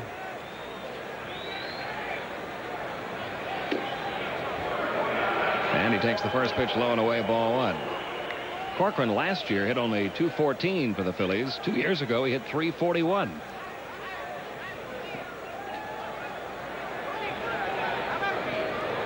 Here's the 1-0, grounded foul. Don't forget, right after this game, we'll be taking you out to Boston Garden for game 2 in that series between the Atlanta Hawks and the Boston Celtics. Skip Carey and John Andrews will be there to bring it to you. Here's the 1-1, bouncing ball, should be easy for Hubbard. And there's one away.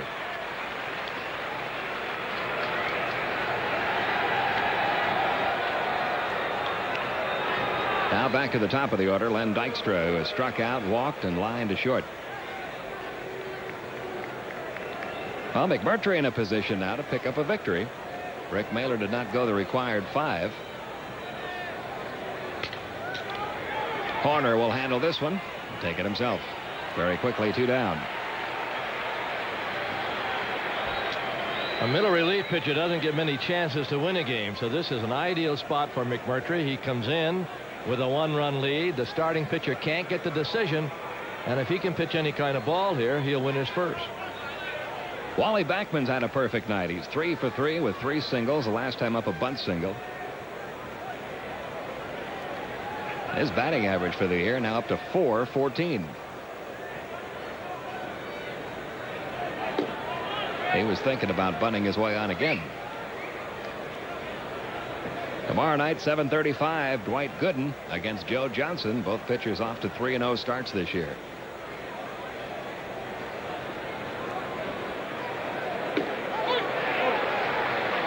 One ball, 1 strike on Backman.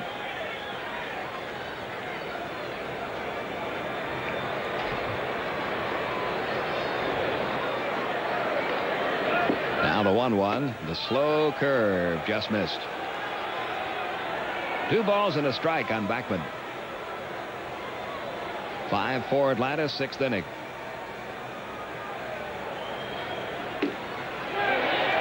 They will appeal, and it's a strike, says third base umpire Billy Williams.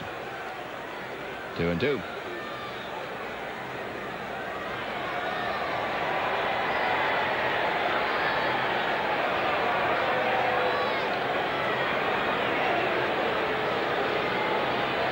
Here's McMurtry's 2-2 offering, line toward left, and Wally Backman's 4 for 4. That is hit number 9 in the game for New York. The first allowed by McMurtry, and here's Keith Hernandez, who has singled, fly to center, and doubled. Hernandez with 1 run scored and 1 RBI.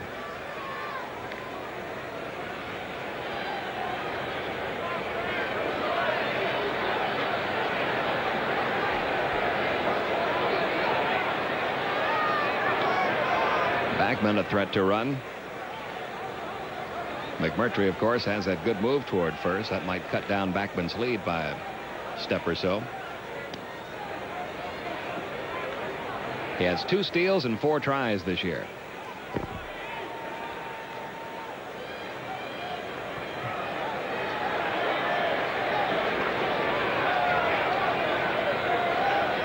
That was the good McMurtry motion.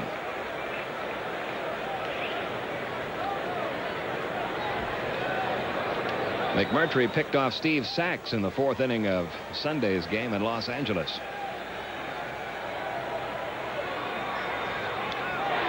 Very close.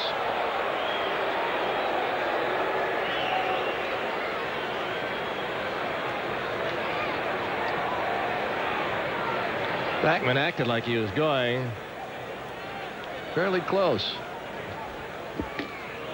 Now the pitch taken by Hernandez, a little bit high, ball 1.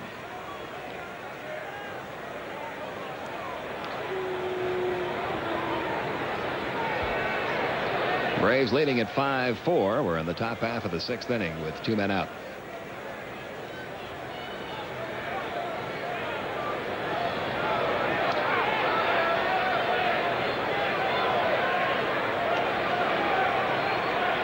You've really got to be alert if you're a runner at first base with Craig McMurtry on the mound.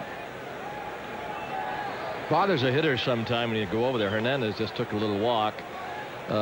Virgil needs some help. Someone from the dugout's got to yell because he's screened by Hernandez.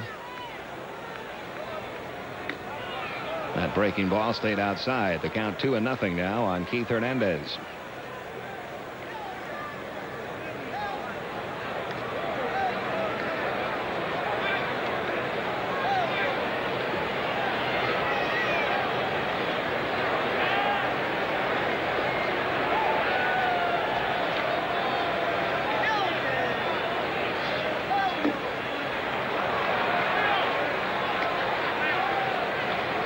3-0 the count. Scoreboard has it 2-1, but plate umpire Steve Ripley indicating it's 3 balls, no strikes. And the 3-0 pitch. He walked him on 4 straight. That's the first walk issued by McMurtry. Walk number 5 off Atlanta pitching, and it brings up Darryl Strawberry, who's always dangerous.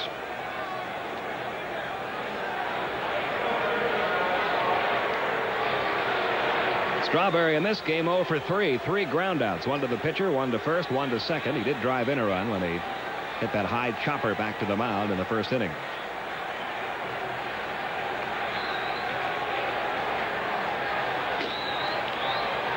And McMurtry is now missed with 5 straight.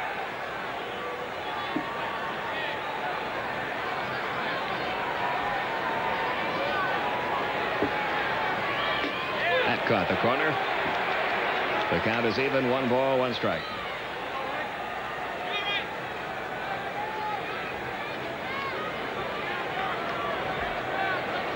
There's the 1-1. 2-1.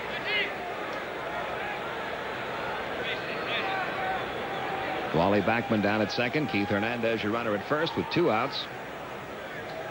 And a count of 2 balls, 1 strike on Darryl Strawberry. It's even now, 2-2. If you don't think Strawberry is a valuable player, when he was in the lineup for the Mets last year, they won 70 and lost 38. When he was out of the lineup, they were only 2 games over 500, 28 and 26.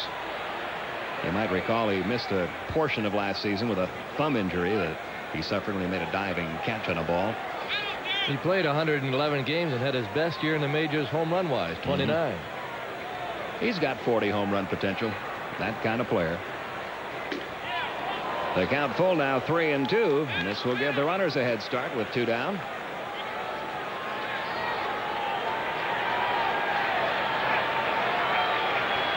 They'll be taking off from first and second on the 3-2 pitch, which is hit high and deep to center field. Moreno going back. This one is gone.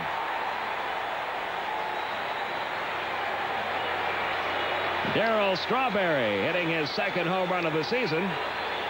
And the Mets have regained the lead 7-5.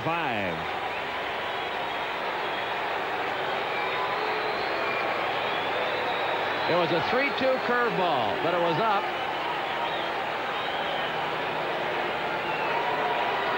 Back foot off the ground.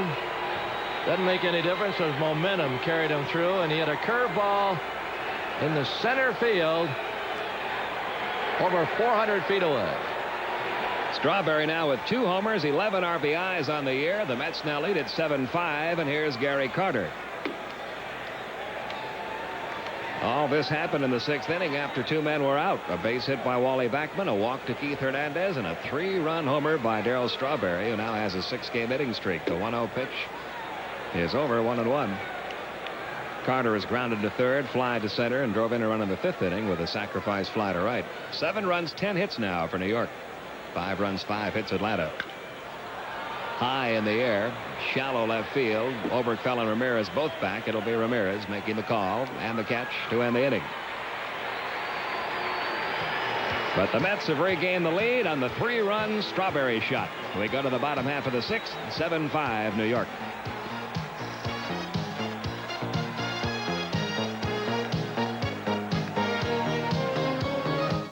Do you know what kills your muffler? Rust. Rust that can start on the inside and eat its way through. Now there's a muffler that helps stop this problem. The Walker Advantage, with a revolutionary rust inhibitor, Absorbite, that actually absorbs internal moisture. The inside of this muffler was not protected with Absorbite. This muffler was. You can see the difference. The Walker Advantage. It puts rust at a disadvantage. Warranted at service outlets and auto parts stores where you see this sign. Right now, your body's thirsty for more than water. You what you want in only body like you never have before. Quench its Gatorade is thirsty. So go and give your thirsty body what it's feeling thirsty for. Quench its Gatorade is thirsty for that deep down body thirst. Gatorade Thirst Quencher quenches the thirst in your throat while it helps put back the potassium, fluids, and minerals your whole body's thirsty for. Quench its Gatorade is thirsty for that deep down fighting thirst. Play as time goes by. You must remember this. A kiss is just a kiss. There are stories about love and stories about war. But there is only one Casablanca. He's looking at you, kid. Only one Humphrey Bogart. Only one Ingrid Bergman. I know that I'll never have the strength to leave you again. Casablanca, 10:35 Eastern on the Superstation, Thursday night. Here's a special offer from Super Sports News, the official magazine of the Braves. Subscribe today to Super Sports News for the low rate of $11.95, and you'll also receive a 1986-87 calendar with beautiful full-color photos of all your favorite Braves. To subscribe, just send $11.95 to Super Sports News, Post Office Box 89162, Atlanta, Georgia 30312. That's less than $1 initial, plus a free Braves calendar. Bottom half of the sixth inning, New York with a 7-5 lead over Atlanta. The new pitcher for the Mets, right-hander Terry Leach, making his third appearance. He's worked only 2 innings, allowed no earned runs, 2 walks, 3 strikeouts. A side-arming right-hander, once in the Braves minor league system, and time called now. Chuck Tanner heading out toward home plate. Wants to discuss something with Steve Ripley.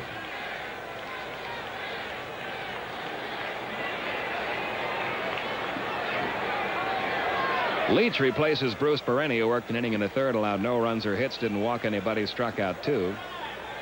I have no idea what that conversation was about. No, and Billy Williams started in from third to see if he could help. Ozzie Virgil leading off in the bottom of the sixth. Pitcher's spot due up third in this inning, and right-hander Dwayne Ward has gotten up in the Atlanta bullpen. Virgil has walked and flied to right.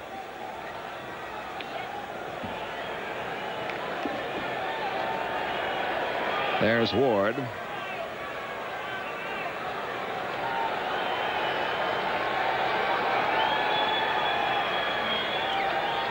And the 1-0 is cut on, missed, 1-1. Leach last year 3-4 with the Mets, a 2.91 ERA in 22 games. Also spent part of the year at Tidewater.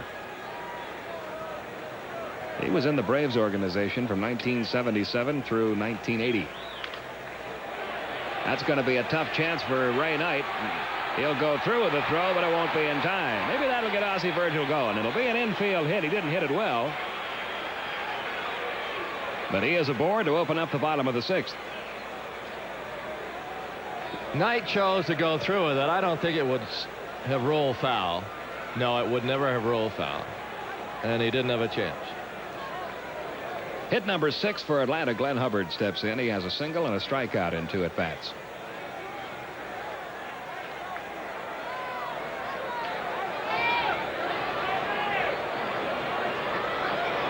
They're not going to hold Virgil at first. Hernandez playing behind him. Ball 1 the count.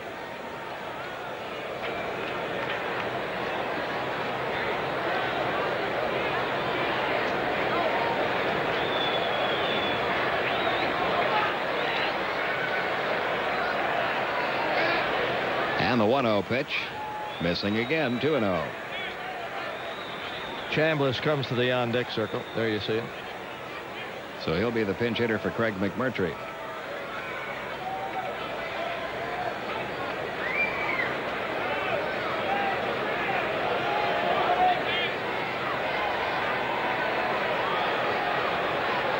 And the 2-0 on the way. Downstairs again, 3-0. Leach began the year at Tidewater, came up when Ed Lynch was placed on the disabled list.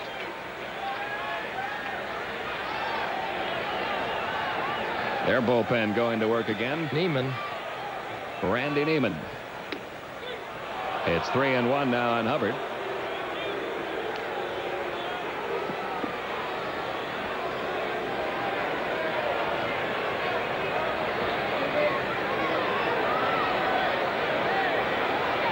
Virgil at first, nobody out. Here's the 3-1 pitch, fly ball, lazy into left field. George Foster waits for it out there, and he'll take it for the out. Virgil holds it first, 1 down. Now Chris Chambliss will bat for Craig McMurtry.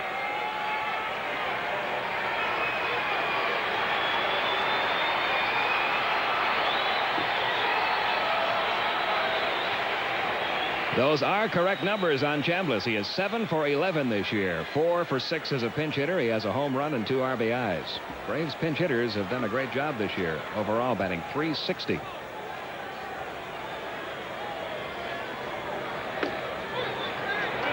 Oh, and 1 the count.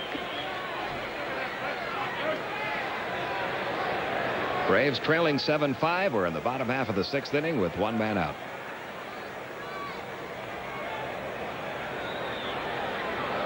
Terry Leach, the 3rd pitcher to work for the New York Mets. The count even, 1 ball, 1 strike. Wow, that person. 1-1-30. TBS. 3 runs. All earned. 1 base on ball.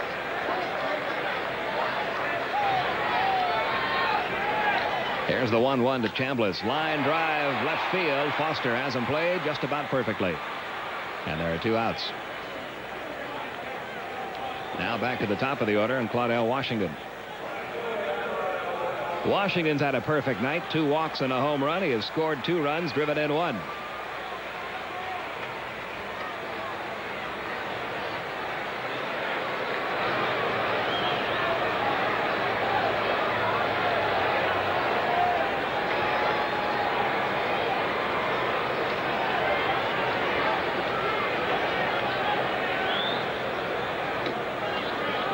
Ball 1 the count.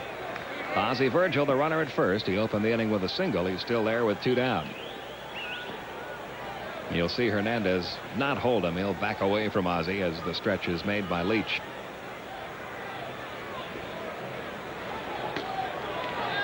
Two and 0 the count.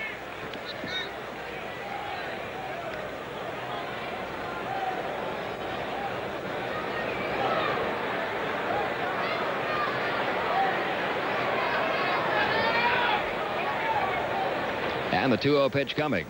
Outside, 3-0. The on-deck hitter, Rafael Ramirez, who has been the Braves' hot bat of late.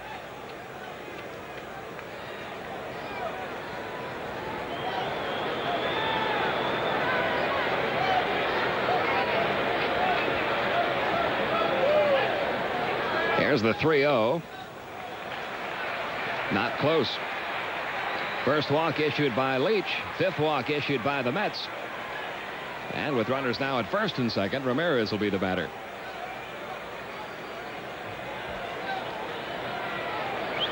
Rafael has grounded out, doubled and singled. He has scored 1 run, driven in 2. He now has a 12-game hitting streak, and Ramirez batting average now over the 300 mark at .301. When you're a submarine pitcher like this, you got to get the ball up a little bit, because the manager in the dugout will say, make this guy get it up. Because of the way he throws, he's going to have a lot of balls sinking out of the strike zone.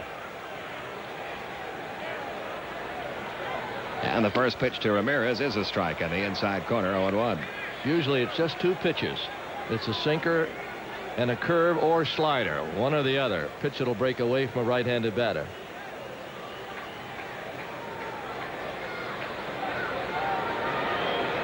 Now the 0-1 on the way, and the let-up chased by Ramirez, 0-2. That was his breaking ball. Doesn't make any difference if you get that up, as long as it's away.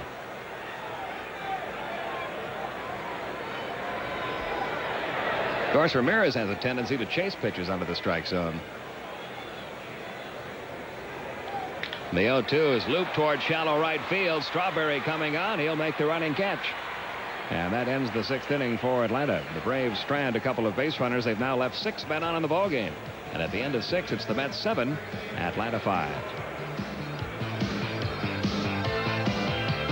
Who says you can't have it all? Who says you can't love your work and the change you pay? Who says you can't have light beer with super premium taste? Michelob Light. Oh, yes, you can. Michelob Light. Oh, yes, you can. Super premium taste and a less filling beer. Michelob Light. Oh, yes, you can. Have Republic's frequent flyer perk, you get a free trip twice as fast. Republic Airlines. The Superstation is the way to see the NBA at the hoop. Tonight, the NBA playoffs continue. Can Dominique Wilkins and Atlanta escape the chokehold of Larry Bird and Boston's strangling defense? Find out live at 8:20 Eastern on the Superstation tonight. When you want to see the best, it's WTBS at the hoop. Weeknights, it's the best darn hour of Western adventure on television. I'll guarantee you that. That could only be Gunsmoke, the great American Western on the Superstation. Matt Dillon, Miss Kitty, Festus, Doc, and those famous faces you know from other places. So saddle up, partner. Festus, I'll get the horses, Matthew. For that great American Western, Gunsmoke, 6:35 Eastern on Superstation WTBS every weeknight. For those of you who didn't see or just tuned in, this is Murphy hurting his hand. See how that separates right there? I believe that caused it. And what happened, he's got a gash on the palm of his right hand. He's been taken to the hospital for stitches. That happened back in the third inning off Hernandez. And the feeling is he'll be lost for a week. Braves can ill afford to lose Dale Murphy for any time. But they've lost him, and in all probability his 675-game consecutive streak is broken. Incidentally, he started that streak back on September 26, 1981. That was the year of the strike.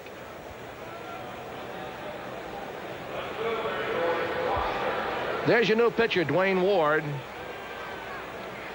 The batter's George Foster.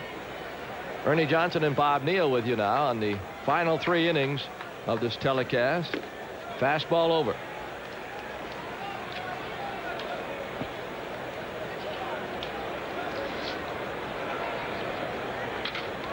Line towards center, Marino.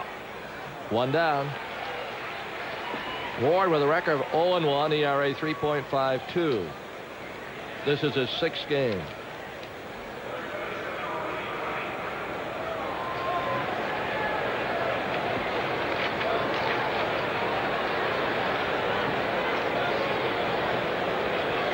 Now Ray Knight, and the pitch. Driven to right center field, going to be in for a base hit. Washington trying to cut it off, can't. It's all the way to the fence. Knight's got 2, and he will be satisfied. His 2nd hit, and hit number 11 by New York. Well, these Mets, when you're hot, everybody aggressive at the plate, and nobody's any hotter than Ray Knight as he just goes out and gets that ball and gets a sharp liner all the way to the wall and just cruises into second base. And Ray Knight's having himself a good night tonight as he flew out, then he walked, and now he's 2 for the last 2 at bats, so he's 2 for 3 on the night. Johnson's a batter, 1 for 3, as you can see, at a single back in a 4.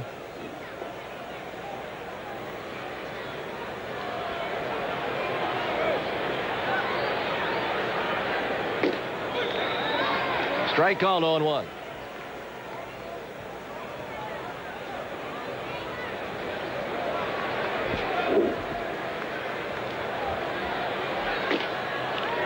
Inside. 1 ball, 1 strike. McDowell starts to throw. Well hit right center field. That's going to plate another run. That's going all the way to the wall. Same spot. He might try for 3. Nope. Howard Johnson makes it 8-5. Back-to-back doubles. Well, Howard Johnson gets his 2nd hit of the night. About belt high, good sweeping swing, and he drives it the same place that Ray Knight did. In between Marino and Washington, and Knight just cruises on in to score as he cruised on into second on his double, and it's 8-5. 12 hits now. Danny Heap comes on as a pinch hitter. He's batting for Leach.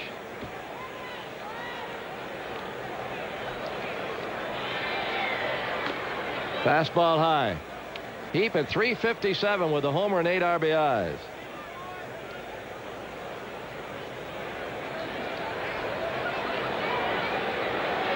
1-0. 1 ball, 1 strike.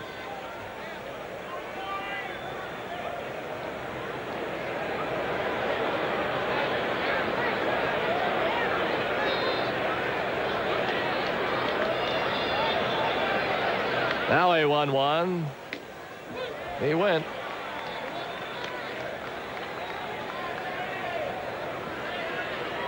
Denny Heap, who gets to be remembered forever in the history books as the 4,000th strikeout victim for Steve Carlton. Nolan Ryan, excuse me. Here's a 1-2. He's out of there. Strikeout. For out number 2.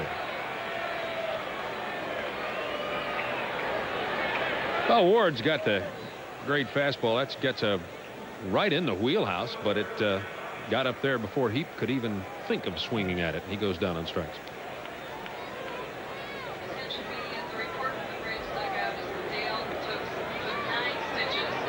Here's Dykstra.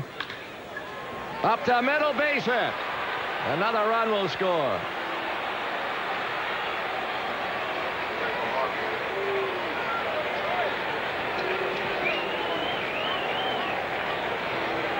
Makes it 9. Oh, well, they're really tagging Dwayne Ward. It's just not there tonight. As you can see, even on the strikeout last time, the ball was right down the middle. Ward just not keeping that ball low and gets it up there. The ball grounded into center field. 13 hits on 9 runs, and Braves pitching has really been roughed up by the red-hot Mets. And by the way, Ernie, before the next hitter steps in, we understand now that Dale Murphy had 9 stitches in his hand, and they're estimating he'll be out a week. Of course, they'll have to wait and see. Wally Backman is perfect tonight, 4 for 4. He's the batter.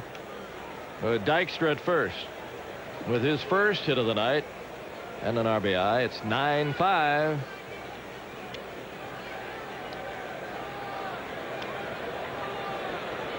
Top of the 7th. Been anything but lucky for Atlanta. But the Mets have scored now 7 runs in the last 3 innings. Ossenmacher starts to throw for Atlanta. They've got Roger McDowell ready.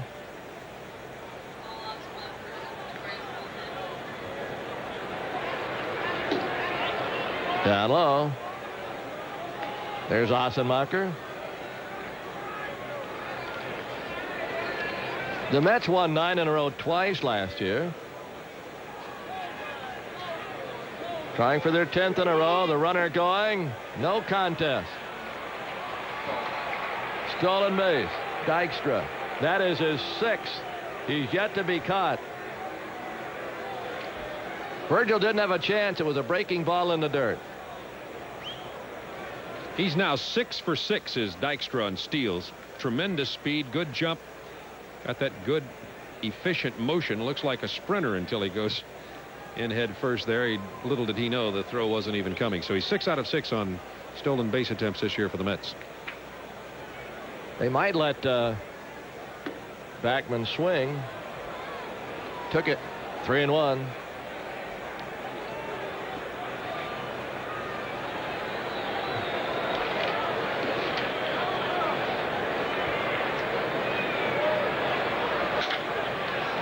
Should be an out. Horner saved Ramirez. They finally get Backman out of there. But the Mets pick up 2 more. It's 9-5. We go to the bottom of the 7th.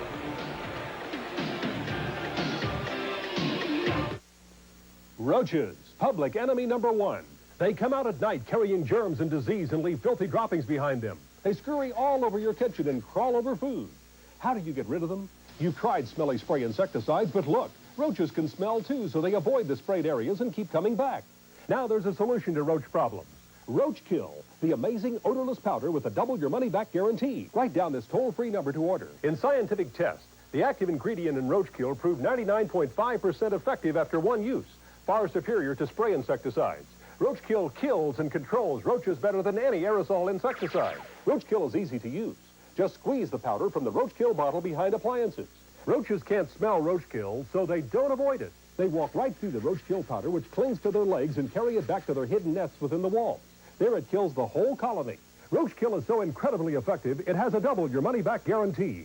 Roach Kill is guaranteed to kill every last roach in your house. If it doesn't, simply return it and we'll send you double your money back.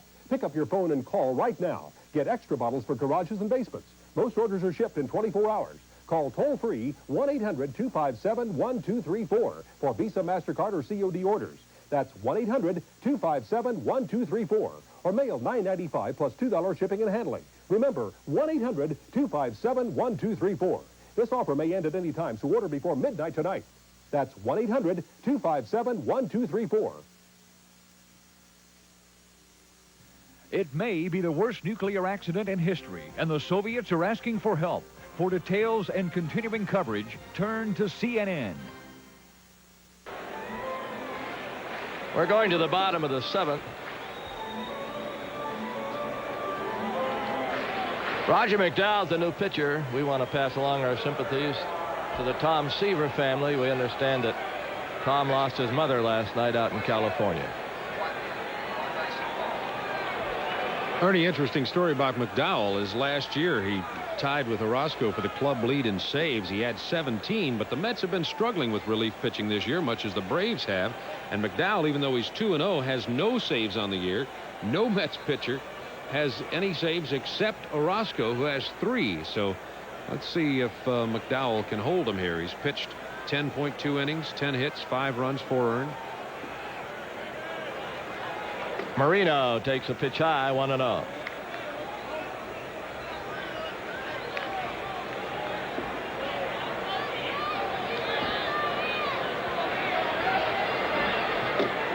Strike call.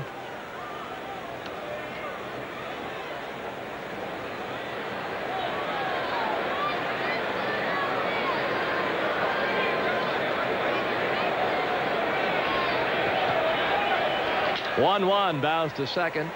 Going to be an easy out. Marino now 0 for 3. A reminder, following this telecast, the Hawks are at Boston game 2. Skip Carey and John Andrews will bringing a game your way. And tomorrow night, following Braves baseball, the Dallas Mavericks against the Los Angeles Lakers, Rick Barry and Bill Russell. Horner fouls it away.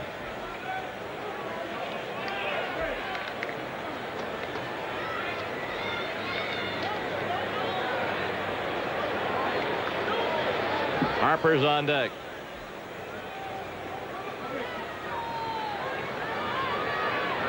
The Mets with 2 in the 5th, 3 in the 6th, 2 in the 7th have made it 9-5. It's a little joyful there for a while. It was at one time 5-2 Atlanta.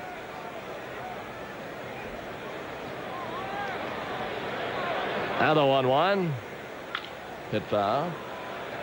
Did you see Pete Rose's remarks in the paper on his team? If you didn't, I gotta pass them along.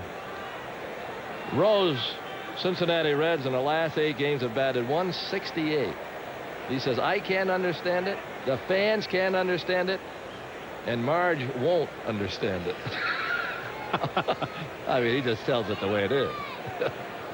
Win one, maybe you can make that speech, you know, win one for Marge. Yes.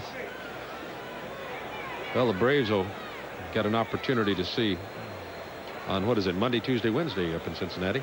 Yeah. Team that's hot right now is Houston. They're 13-5. They lead the West. San Francisco 11-8. Mike Schmidt of the Phillies was player of the week. 333, 2 homers, 10 RBIs in the National. Just outside, Gary Carter trying to ump. Steve Ripley says, you catch him, I'll call him. Umpire doesn't mind if you look out at the pitcher and yell at him, but just don't turn your face. Here's a good view of the comments. A good view of the reason for the comments, and then another view of the reason for probably another comment, but Horner's making them to himself. He's 0 for 4 now. Strikeout of Horner. Now Terry Harper. Peachtree Peach. 2 down in the 7th. Same two clubs tomorrow night at the regular time. Dwight Gooden against Joe Johnson in a battle of pitchers with identical records, 3 wins and no losses. Then the Braves close it out on Thursday, back to 540 again, and go to Philadelphia for the weekend. 3 in Philly, 4 in Cincinnati before getting back. I mentioned the Houston Astros. They just got slugged by Philadelphia. They missed a point after. It's 6-0 after 1. That's to first. Little foot race, won by Hernandez. 1, 2, 3. We go to the 8th. It's still 9-5. New York.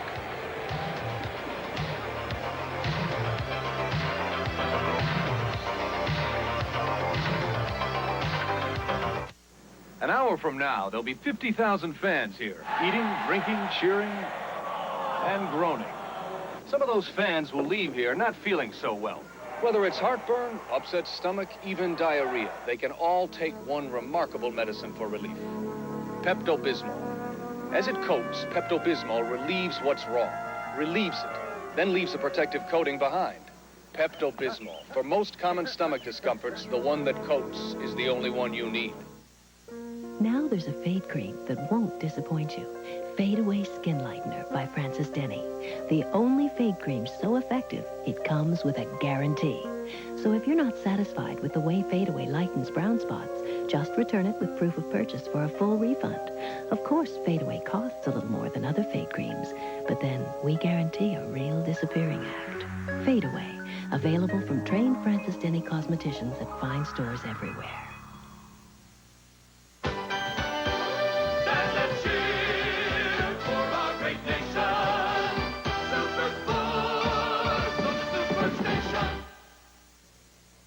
Hello, everybody. This is Kevin Christopher in Atlanta. Remember, NBA playoff basketball, Atlanta and Boston coming up next after the ball game. Also, tonight, we'd like you to cast your vote for the NBA's Rookie of the Year. Here's a look at the leading contenders and the corresponding phone numbers. You can call us all throughout this evening's telecast and cast your vote for either Patrick Ewing, Xavier McDaniel, Karl Malone, Spud Webb, or anybody else you like. That's coming up this evening. We'll be keeping you posted on NBA playoff basketball. Now, let's go back to the Fulton County Stadium. Billy Samples, the new left fielder, as we viewed a call-in for Rookie of the Year. I might vote for Manute Bol of Washington. He came in there when Jeff Rulin got hurt. Everybody thought he couldn't even play in the NBA. He's had himself a pretty good year. Yeah. All of those guys are good candidates, too, of course. And Spud Webb's been great down the stretch in the playoff, with the exception of the Sunday game against Boston. And nobody was good in that one. And Ewing was out most of the year, wasn't he? Yeah. Ossenmacher, the pitcher, Sample in left. Hernandez, the batter. Ossenmacher will probably bat 5th, and Sample will bat in a 9 spot. Harper out.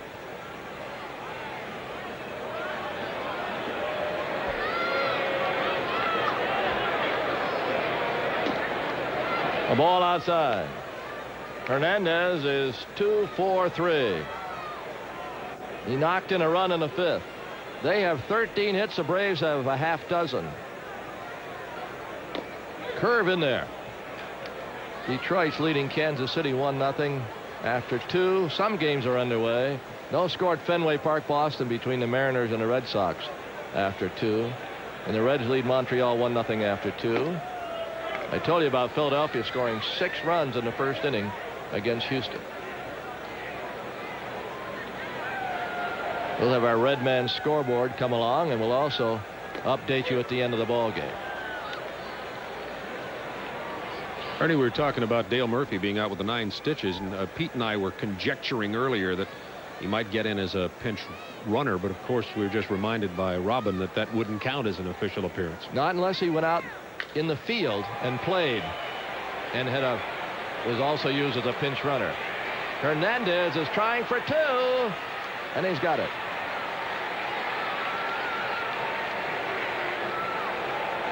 You kind of get a feeling you know why the Mets have won 9 in a row. Oh, they're killing us.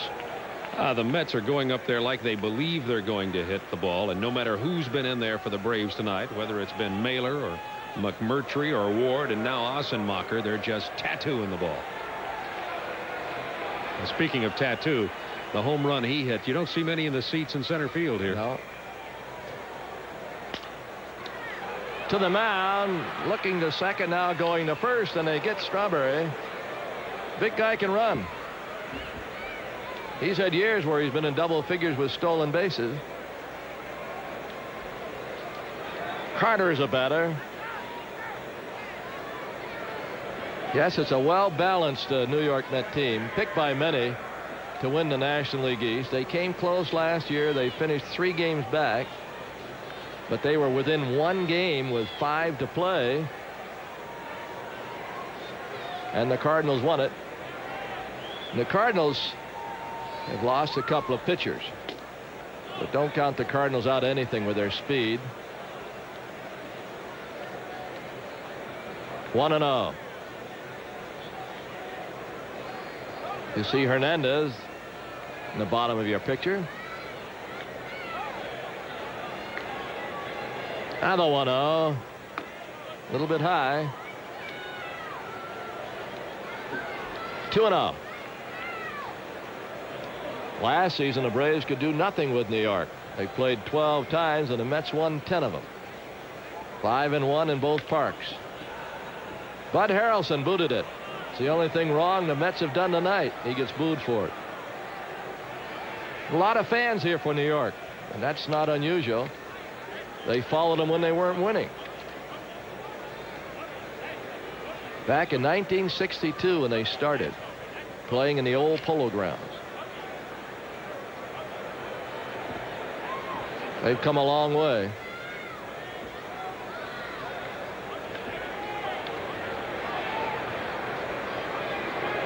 Two balls and a strike. Hit foul right over their dugout.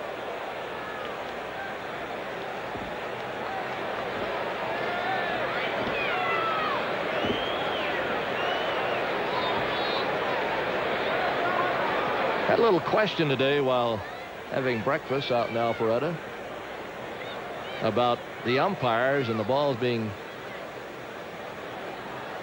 hit right at the umpire, and a couple of times in Los Angeles hitting the umpire. 2 balls and 2 strikes, and we used it on the Major League report. A bit of a knotty problem. Is the ball dead or in play when it hits the umpire?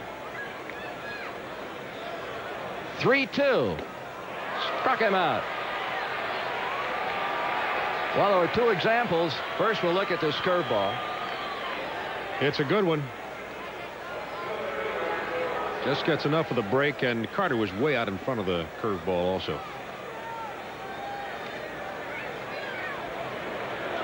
George Foster.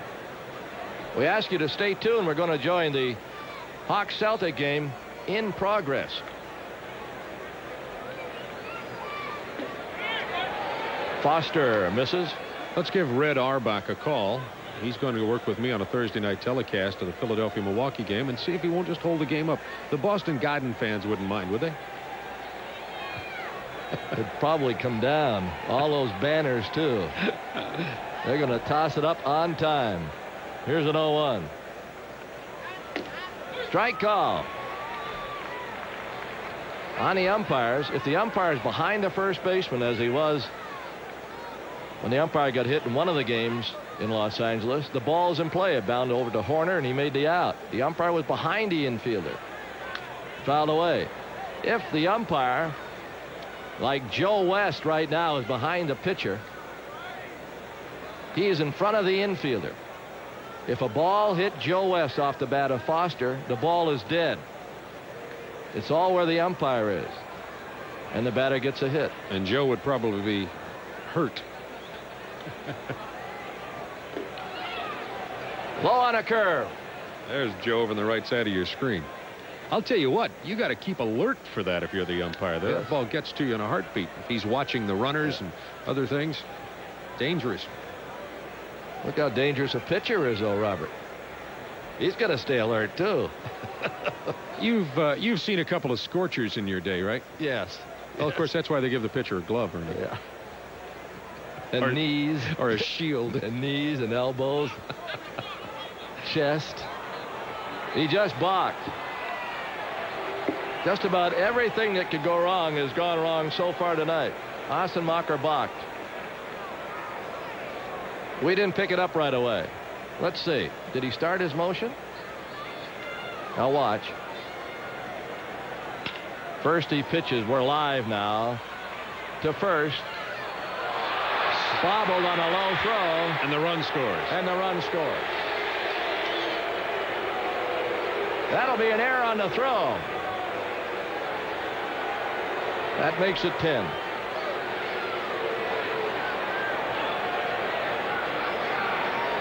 Talk about, you said everything that could go wrong did. You get the balk, and then shortly after that you get another error, and the run comes in. And it looked like Ossenmacher had gone into his delivery. Nobody argued about it either. If you start to stretch and then stop, it's a balk. You got to go through with it. He had started. Yeah. This is Ray Knight.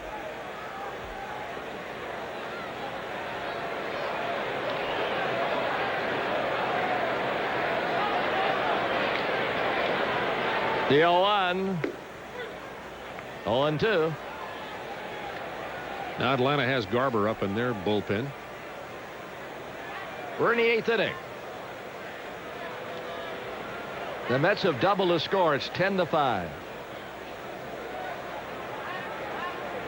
The error goes to Oberkfell on the throw.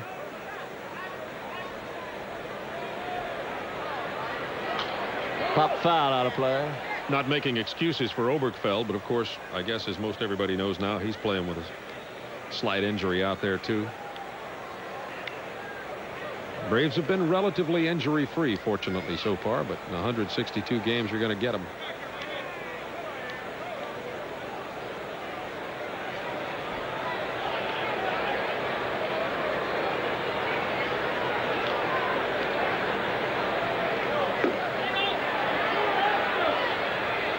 They asked for help, and Frank Pulley says no, he didn't go. Well, I'll bet you a soda pop that bat head crossed the front of the plate. We'll see if I win or lose the soda pop. I'd say that was a swing. Yep. He might have got a double if he'd have connected. Down low. The way things have been going for the Braves, he would have gotten a double. He's had one. He's 2 for 3.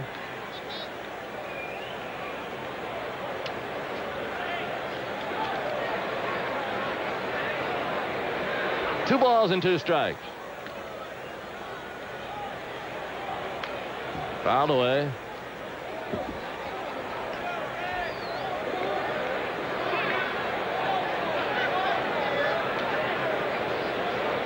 Foster at first base. Ward went 1 inning, allowed 3 hits, 2 runs.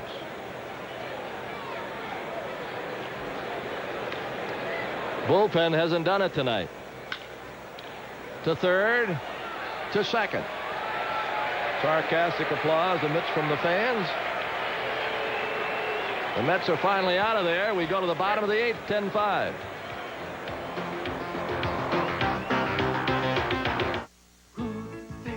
You can't have it all. Who says you can't love your work and the change you pay? Who says you can't have light beer with super premium taste? Michelob Light. Oh yes you can. Michelob Light. Oh yes you can. Super premium taste and a less filling beer. Michelob Light. Oh yes you can. If you've neglected to prepare a will, consider this. Without a will, the court, not you, decides who receives your property and in what amounts, who manages the affairs of your estate, who becomes the guardian of your minor children. Also, your loved ones could face high costs and needless delays, regardless of the size of your estate. Failing to make a will means taking unnecessary chances. The Plan Safe Will Kit is now available so you can have a will without the costly expense. Prepared by lawyers, it is absolutely valid in all 50 states. You will receive simple fill-in-the-blank will forms with easy-to-follow directions. Our guidebook will give you a full understanding of this most important document. Order now and we'll send you this handsome organizer as a free gift. The Plan Safe Will Kit is yours for only $9.95. Money back if not delighted. Order now. To order, send check or money order for just $9.95 plus $1 shipping and handling to Wilkit, Box 7500, Atlanta 30357. That address again is Wilkit, Box 7500, Atlanta, Georgia 30357.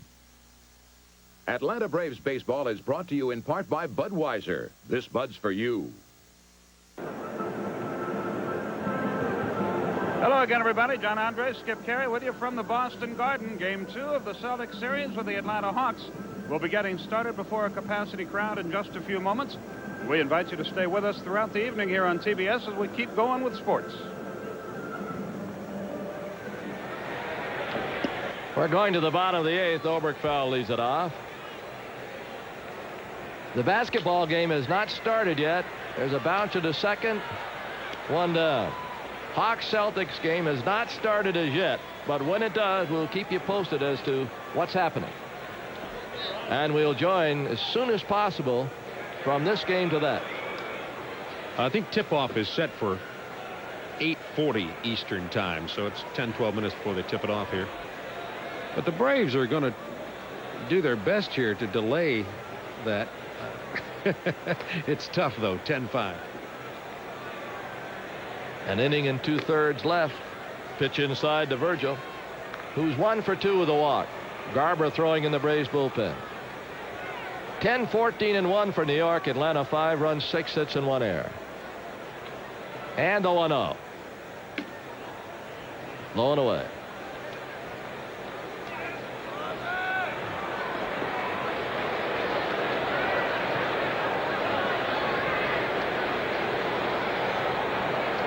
Two-0.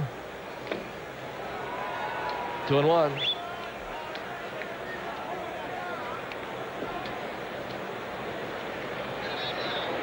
Glenn Diamond, a coordinating producer for baseball, has been down in the Braves clubhouse with Dale Murphy, who's back from the hospital with his stitches. Says his hand is all wrapped up with 9 stitches. They're expecting to be out a week. Of course, they'll have to wait a while to see how long. Bouncer to third. 2 away.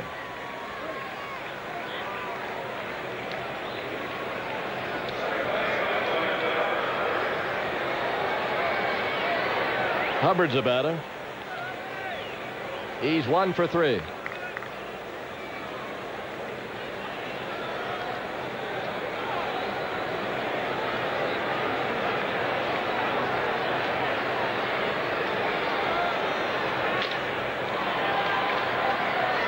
A very easy bottom of the 8th. Could you go over?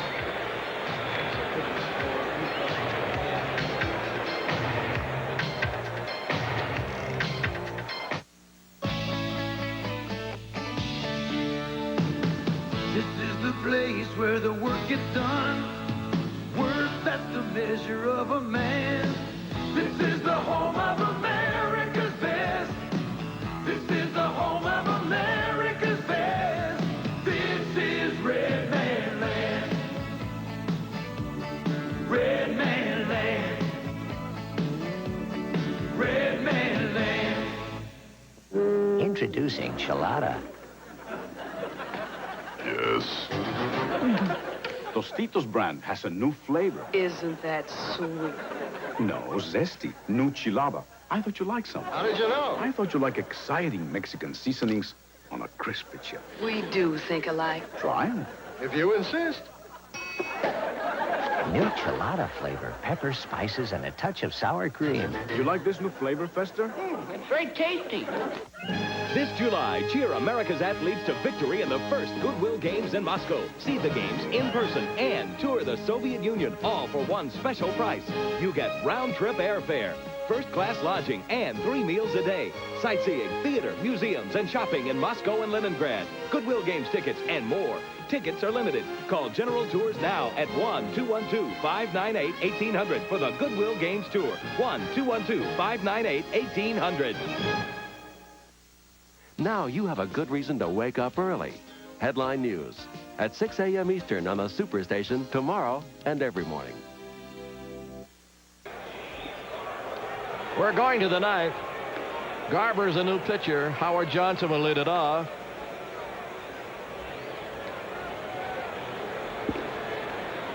It's 10-5. 14 hits for New York and 6 for Atlanta. Cincinnati 1, Montreal nothing. They're now in the 4th inning at Cincinnati. Yankees and Minnesota scoreless after 1.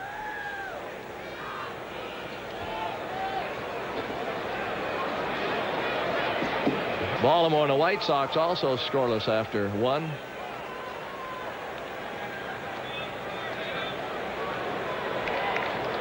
Let's see who hasn't a base hit for New York. No one of the starting 8, exclusive of the pitcher, has failed a hit. Curveball inside.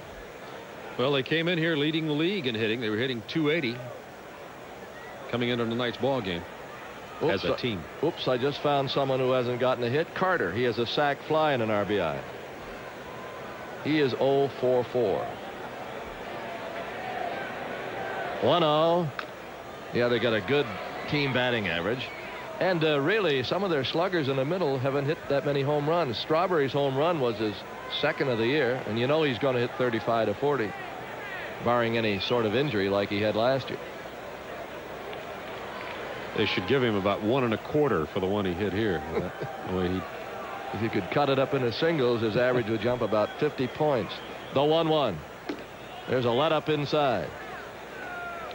Another rocky outing for Rick Mahler. He went 4 2/3 innings, allowed 8 hits and 4 runs.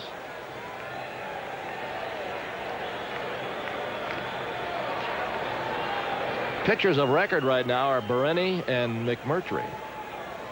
McDowell gets him out for another inning. He would pick up a save for 3 good innings of pitching, despite the score.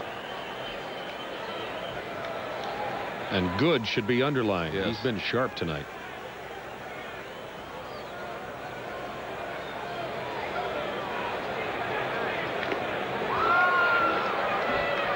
Foul tip.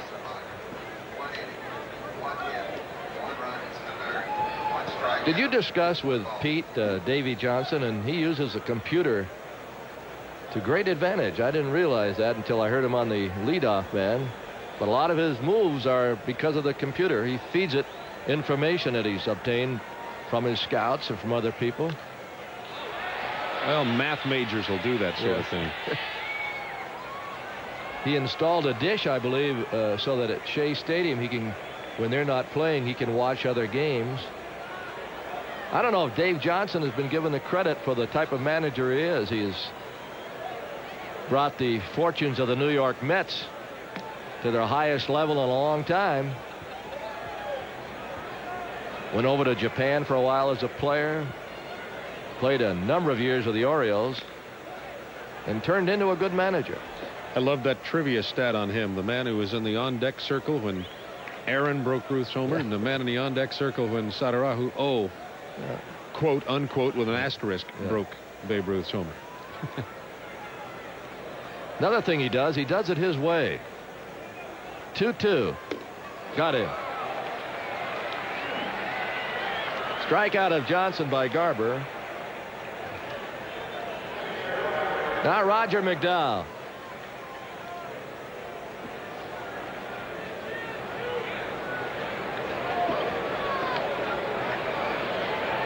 We hope that Tom Licata out in Las Vegas enjoys tonight's game. Never misses one. He's a good friend of the Braves. Pitches low.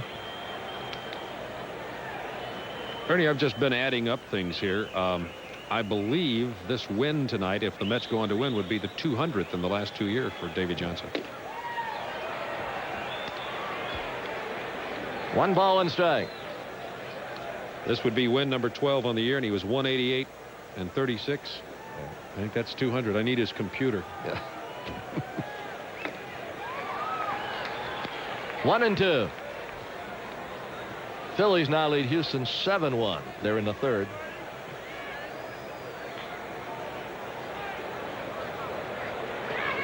The curve outside. 2-2.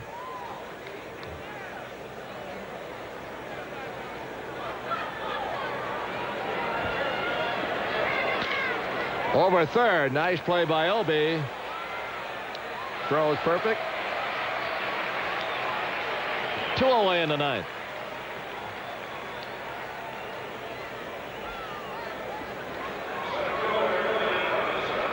Glenn Dykstra had a base hit last time up, knocked in a run, stole a base.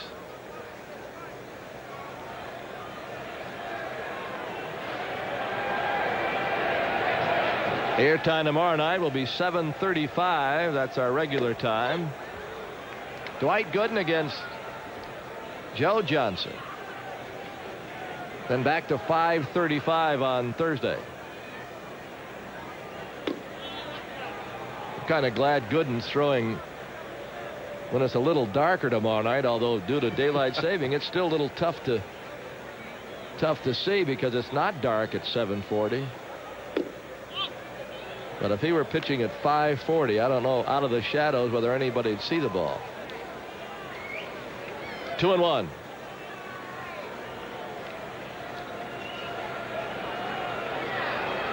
They still got to be concerned with Ron Darling, one of their starters. He's off to a tough start. He only went 3 2/3 innings and gave up 5 hits and 5 runs tonight, and ran through a stop sign trying to score. Thought he was running the ball back for the old Eli.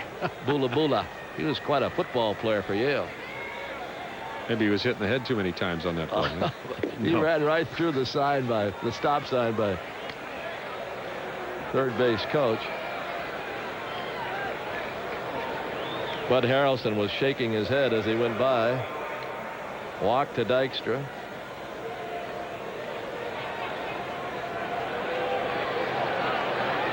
What a career Backman's had tonight. Yep.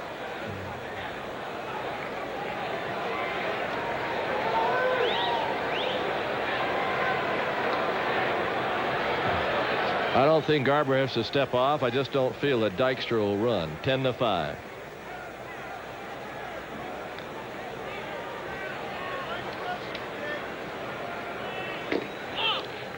One and off. Plus he wants to add to those stats. He's 6 out of 6 stealing bases. The Hawks and Celtics are next. Then tomorrow night, Dallas and the Lakers following the ball game. Ernie, as you said, the Hawks don't tip it off till just about now, and as soon as something happens in that game, we'll pass it along and we'll join it as soon as this ball game's over. Throw to first, and he's back. 1 ball, 1 strike.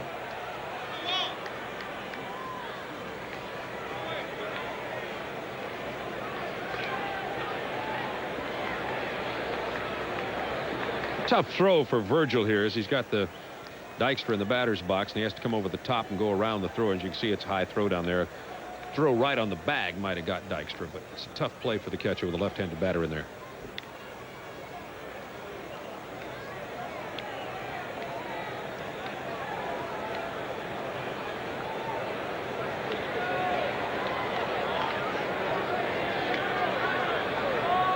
Here's a 1-1. To first instead.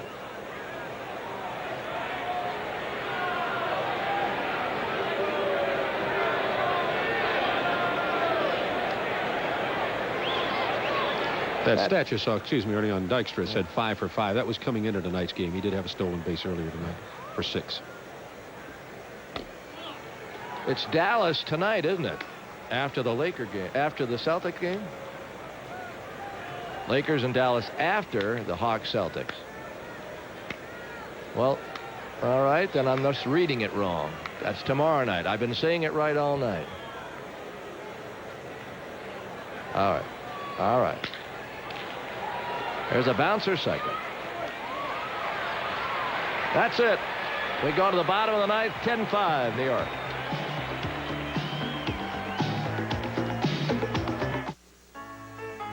Who says you can't have 100% imported hops and a less filling beer? Old world aging and a less filling beer. Smooth super premium taste and a less filling beer. Michelob Light, the best of both worlds. Michelob Light, oh yes you can. Have it all. Puzzled about which airline has the best buy? Numbers are one thing, and Delta saves you up to 70%. A choice of destinations is another, and Delta has over 100. Then there's Delta's fleet of modern, spacious jets. Full service with no added charges, and best of all, personalized service from the Delta pros. Once you bring everything together, flying is no longer a puzzle. That is, if you fly Delta. Delta gets you there. Remember last year I told you how great the season was going to be? Well, the Sporting News is all you need to stay on top of this season, which could be even better. Don't miss a single play, stat, strategy, or exciting moment. Order your half-price subscription to the Sporting News. Here's how. Call 1-800-257-1234. You'll get 36 issues of the Sporting News for 3 payments of $5.99. That's the lowest price anywhere. Call 1-800-257-1234. Terry Schroeder has his own telephone. He's our ambassador for the Goodwill Games. Nice to see you, Terry. We're going to the bottom of the ninth. Mets with a comfortable 5-run lead.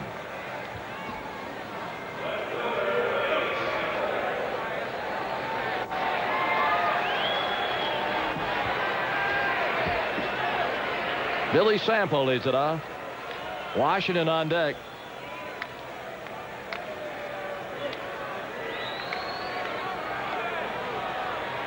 Sample up for the first time, batting in the 9 spot.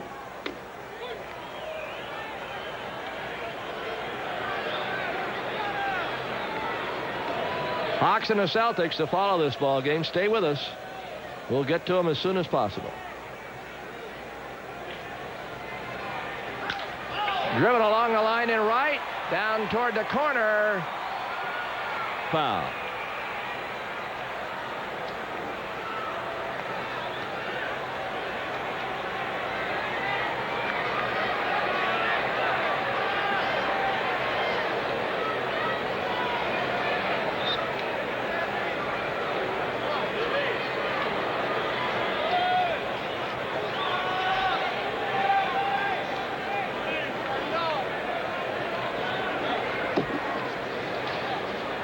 And 2. McDowell trying for his first save. Washington on deck. Here's the 0-2. Fouled away.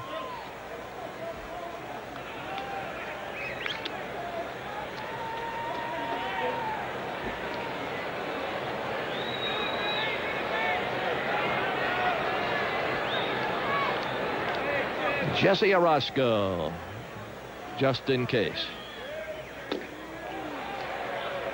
Strikeout of Sample. I'd say Roger McDowell's going to deserve a save. Outside corner. He's retired 7 in a row. Now Claudell Washington, who's walked, homered, walked, and walked again. It was his second homer of the year. He hit it in the 3rd inning.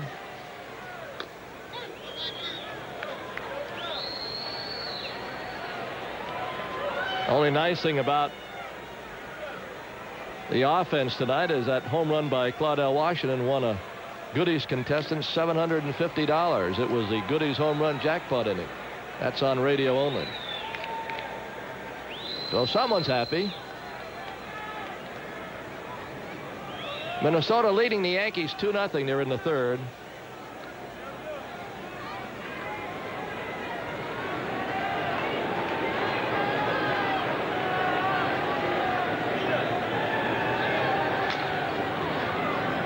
Foul up by Willie Stargell. Ramirez is on deck. It's tomorrow night, the Lakers and the Mavericks. That'll follow our 7:40 Braves-Mets game. Now the 0-2. Fouled away. Tomorrow night we'll have our 4 announcers. Skip and John Sterling will be back also for Thursday.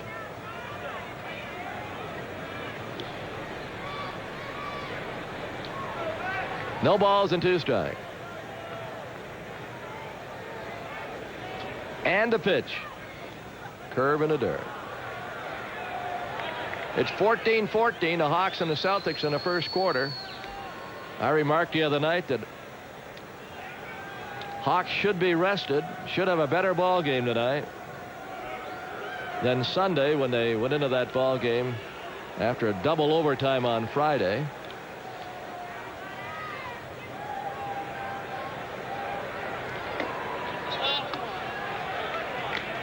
Two and two.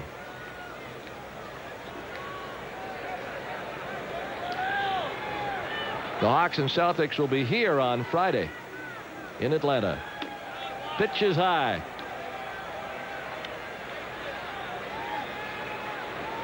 Three balls and 2 strikes.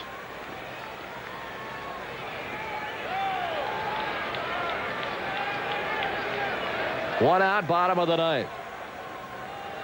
The Braves will be in Philadelphia Friday, Saturday, and Sunday. Then next week, Monday through Thursday, single games in Cincinnati before getting back to Atlanta. Now the 3-2 strikeout.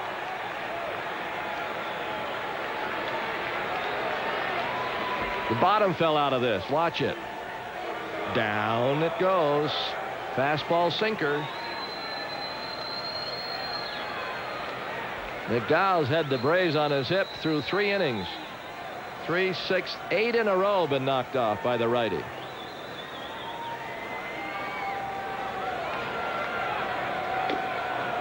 Low and away.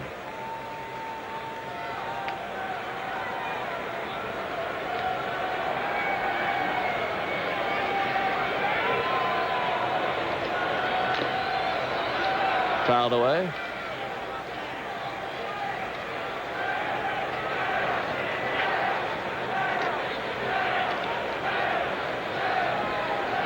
One ball, 1 strike.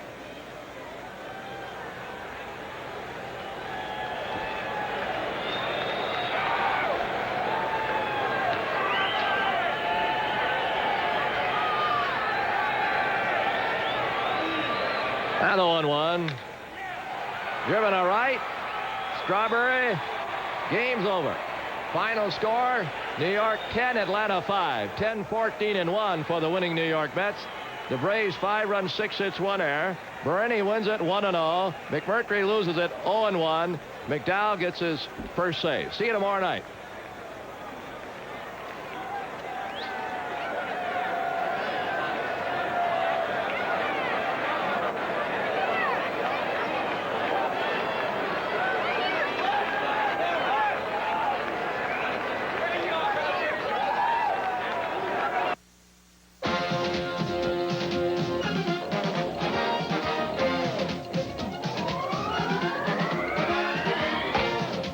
Superstation WTBS has presented in stereo America's team, the Atlanta Braves.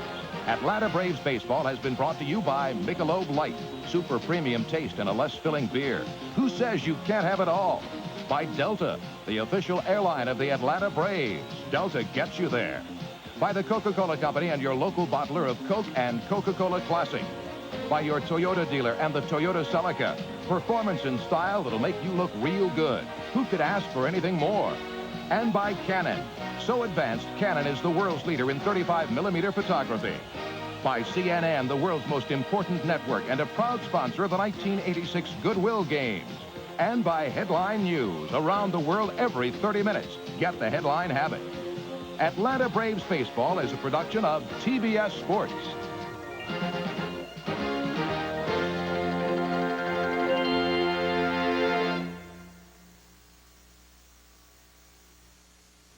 Today, certain types of insurance are a must. If you don't carry auto insurance, who pays? You do. Without homeowners insurance, who pays? You do. If you're over 65 and on Medicare, as I am, and you don't have first-rate Medicare supplement insurance, who pays what Medicare doesn't? That's right, you do. And that's why you need secure care from National Home Life to help pay the bills Medicare doesn't.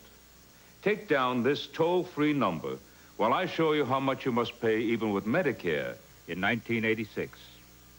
During the first 60 days of hospitalization, you pay $492. In the next 30 days, you pay up to $3,690. In the next 60 days, it jumps to $14,760. And believe it or not, if you have to stay in a hospital for 150 days, even with Medicare, you still have to pay $18,942. But when you have secure care, you pay nothing, not 1 penny of those expenses. Secure Care also continues to pay for 1 full year after Medicare stops. It also helps pay doctor, medical, and surgical bills outside the hospital. Now, I carry Secure Care myself. Let me show you how easy it is. You just dial this toll-free number.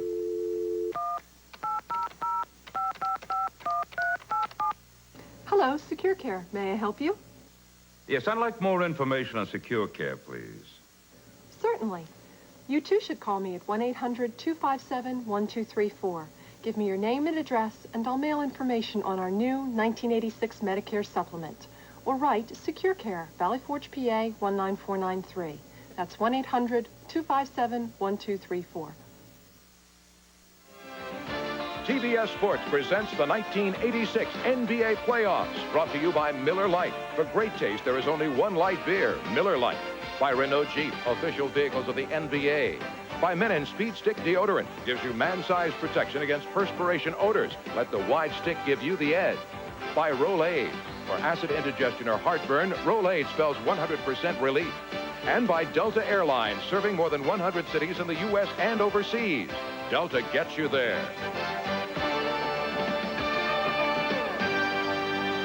Hello again, everybody. John Andre, Skip Carey with you from Boston. The Celtics lead 22-18 with 4.5 minutes left. First period of play, and John, contact misses for the Atlanta team.